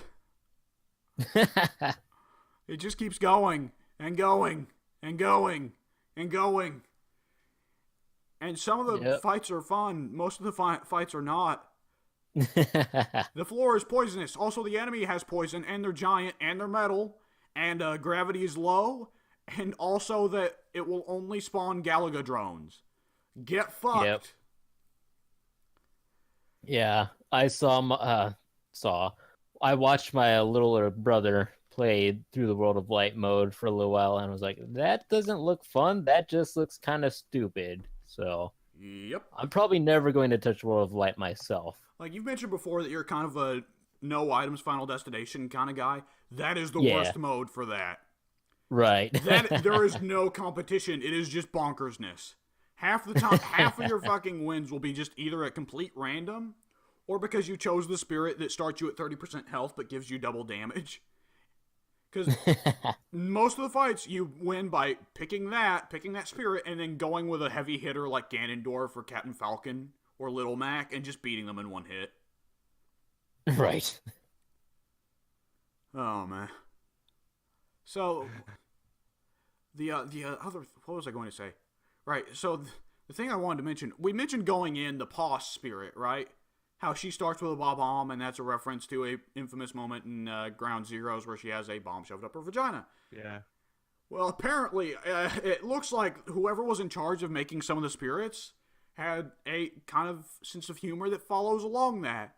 And there's a lot of shit. It's like, good lord, this did not pass quality control. Did you guys see the spirits for DJ and Mr. Sandman? No. Who's DJ? A Street Fighter character. Oh. The Jamaican kickboxer in Street Fighter. And Mr. Sandman is the boxer from Punch-Out who is the final boss, who is the, numbers filed off replacement for Mike Tyson, right? Right. They're both fairly big black dudes. Did you see that the spirits for either of them are attached to Diddy Kong and Donkey Kong? Oh, no. Oh, Japan. Oh, no. Japan. That did not pass quality control. That just got fucking shipped. Ooh, yeah, let's not even talk about that. Let's keep going. Moving on. Yeah. Awkward. When's Piranha Plant and Joker supposed to come out? Aren't they supposed to come out on the same day or something? I don't know about Joker, but I'm pretty sure Piranha Plant is scheduled for February release. Right, because I think somebody did find space in the code for Piranha Plant Joker, and someone called Brave, which is supposedly the Dragon Quest character. And, oh yeah, that thing. Yeah. That leak. Yeah. But apparently, Piranha Plant's gonna be one of the heavy hitter types. He's gonna be very, very slow. Oh, I wouldn't have thought that. Yeah, he's gonna be slightly faster than like Incineroar and Ganondorf, but other than that, yeah, pretty slow. All right. Joker's gonna be average, but on the faster side, which I think anybody could have predicted. Yeah. While all this is going on, I'm looking at freaking stuff for the future. Apparently, our store near me still has freaking SNES Classics in stock. Yeah. Which ones are we? When we say SNES Classics, are we talking like shovelware, or are we talking like Super Mario World and Earthbound? No, I mean the actual Nintendo SNES Classic mini thing. Oh. Huh. So Earthbound, Super Mario World, shit like that. Yeah. Star Fox 2. Man, I forgot there were Star Fox games before the N64 one. I can't imagine a 2D Star Fox game, How would you do that? Right. They didn't. Technically. It also still has freaking NES classics. Huh. What did the NES even play? Super Mario Brothers 3? Yeah. Castlevania. And that's it. No, Castlevania. Did Castlevania come out back then?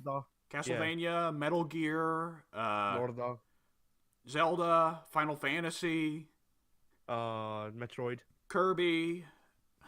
Doesn't have Contra though, from what I can tell. No, it had the original. Wasn't one. The Contra was on NES. Contra was absolutely. Contra was like 88. Hang on, I'm looking this up. Fuck you. Contra was 88 or 89. It looks like an NES game. Also, Mega Man, Mega Man 2, Mega Man 3. Okay, Contra. What? Yes, Contra did release on the NES. Oh, that's what you were asking. I thought you were asking when it was released. It was 87. You were 88. right about that. You were very close, definitely. 88 is the NES release. Check that. Hang on. Now I closed the tab at the wrong possible time. All right, it was. When did the Super Nintendo come out? 91?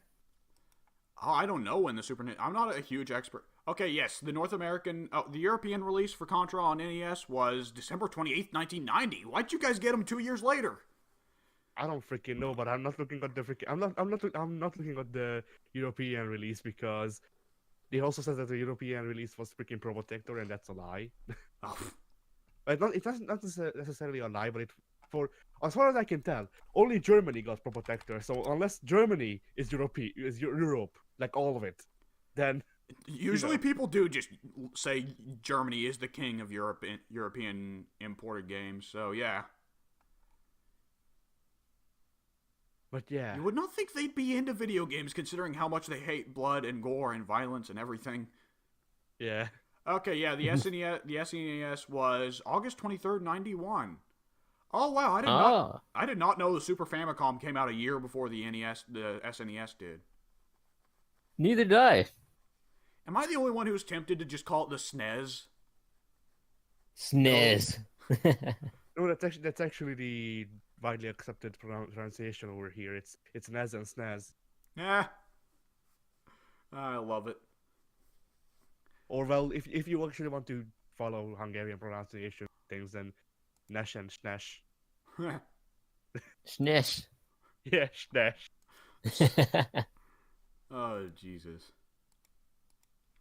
And what did I play other than that? I put more time into Total War Warhammer. I have gotten rid of most of the mods because whenever I get around to streaming, I want to stream it modless because that becomes a whole nother thing, and I want to save mods for a later day. And also because there's a whole problem with Total War right now, where they released the Vampire Coast, right? Right. Well, the Vampire Coast has a new mechanic where they can build miniature cities inside other people's cities and siphon income off the fucking cities. Well, there became a problem. If any Vampire Coast faction builds a miniature city inside someone else's city, and then that Vampire Coast faction gets wiped out, the game crashes because it doesn't know what to do with those miniature cities now that nobody owns them. So they had to release a beta pack. So the Total War development team, though, hates updating the game without DLC.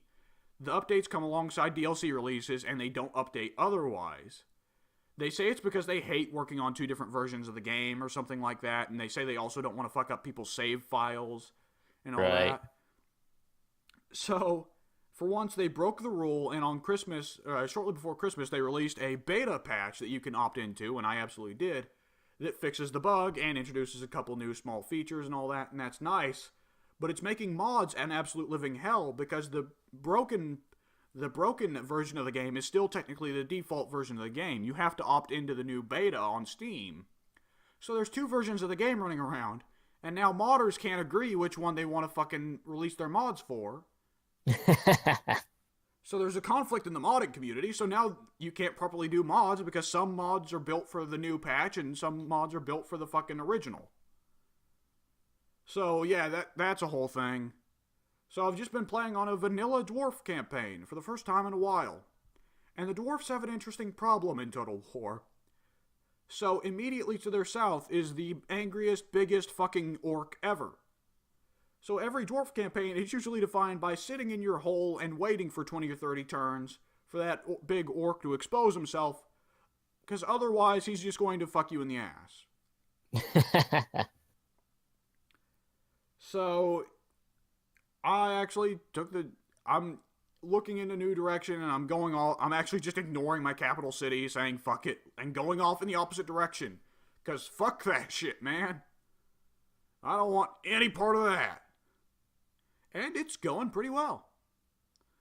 I might start streaming soon. I'm feeling good about Total War. I'm feeling better about it than I have in quite a while. I'm really feeling it. Oh, for fuck's sake. That was the most enthusiasm I have heard in Addie's voice in a fucking month. Since the last time he had to do a Sonic impression. No, it was Shulk. Oh, of course it was Shulk. Oh my god, what is wrong with Shulk in Smash? Why is he Everything. He's so fucking loud. Why is he? He's really feeling it. He is really feeling it. And backslash, fucking backslash, and he shouts it it's out at the top of his fucking lungs. Yep. And you guys look at Shulk. You imagine him to have like a really high-pitched, usual Japanese RPG protagonist voice with an American accent. Right. So who else was a little confused and shocked when he's actually got a deep British voice? Shulk in the next Smash will be just, I'm really feeling it. Yeah. He's voiced by Shaquille O'Neal now. Yeah. Perfect. My Make it happen. My flow is like, coming out, don't you know what? Or Dookie diarrhea coming out. Oh, and it's just secretly, it's all it's all Barkley 3. Yeah, it's all shut up in Gem Gaiden. The opening cutscene to fucking Smash 6 will be just the fucking Doom Dunk or whatever it's. What was it called? The Catastrophe Dunk or something like that? Destruction Dunk or something like that. Yes. I don't know. We need to play through Charles Barkley at some point. Yeah, definitely. Shut Up and Jam Gaiden.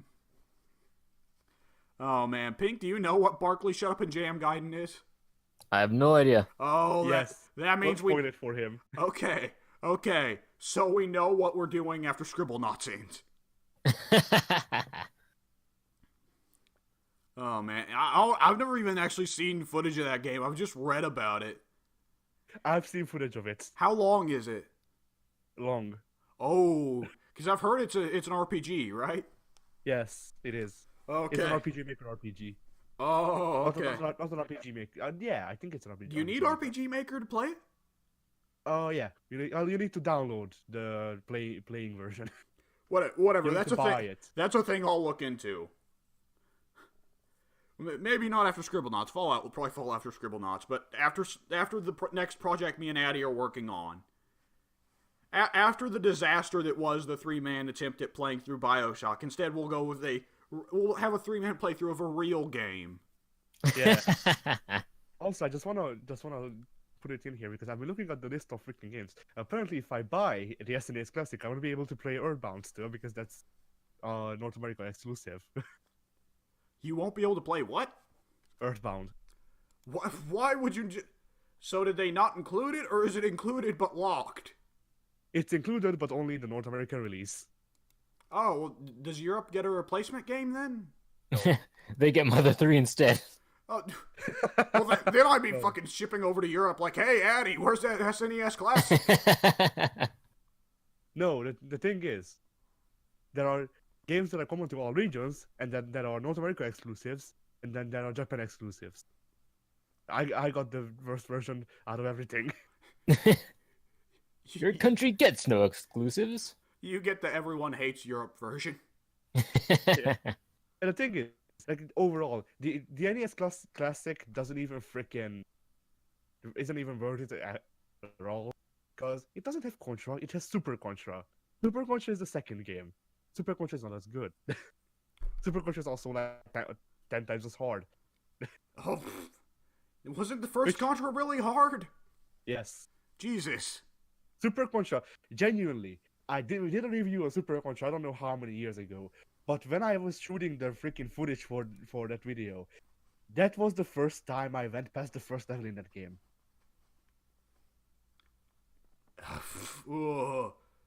So yeah, you can imagine how easy that game is.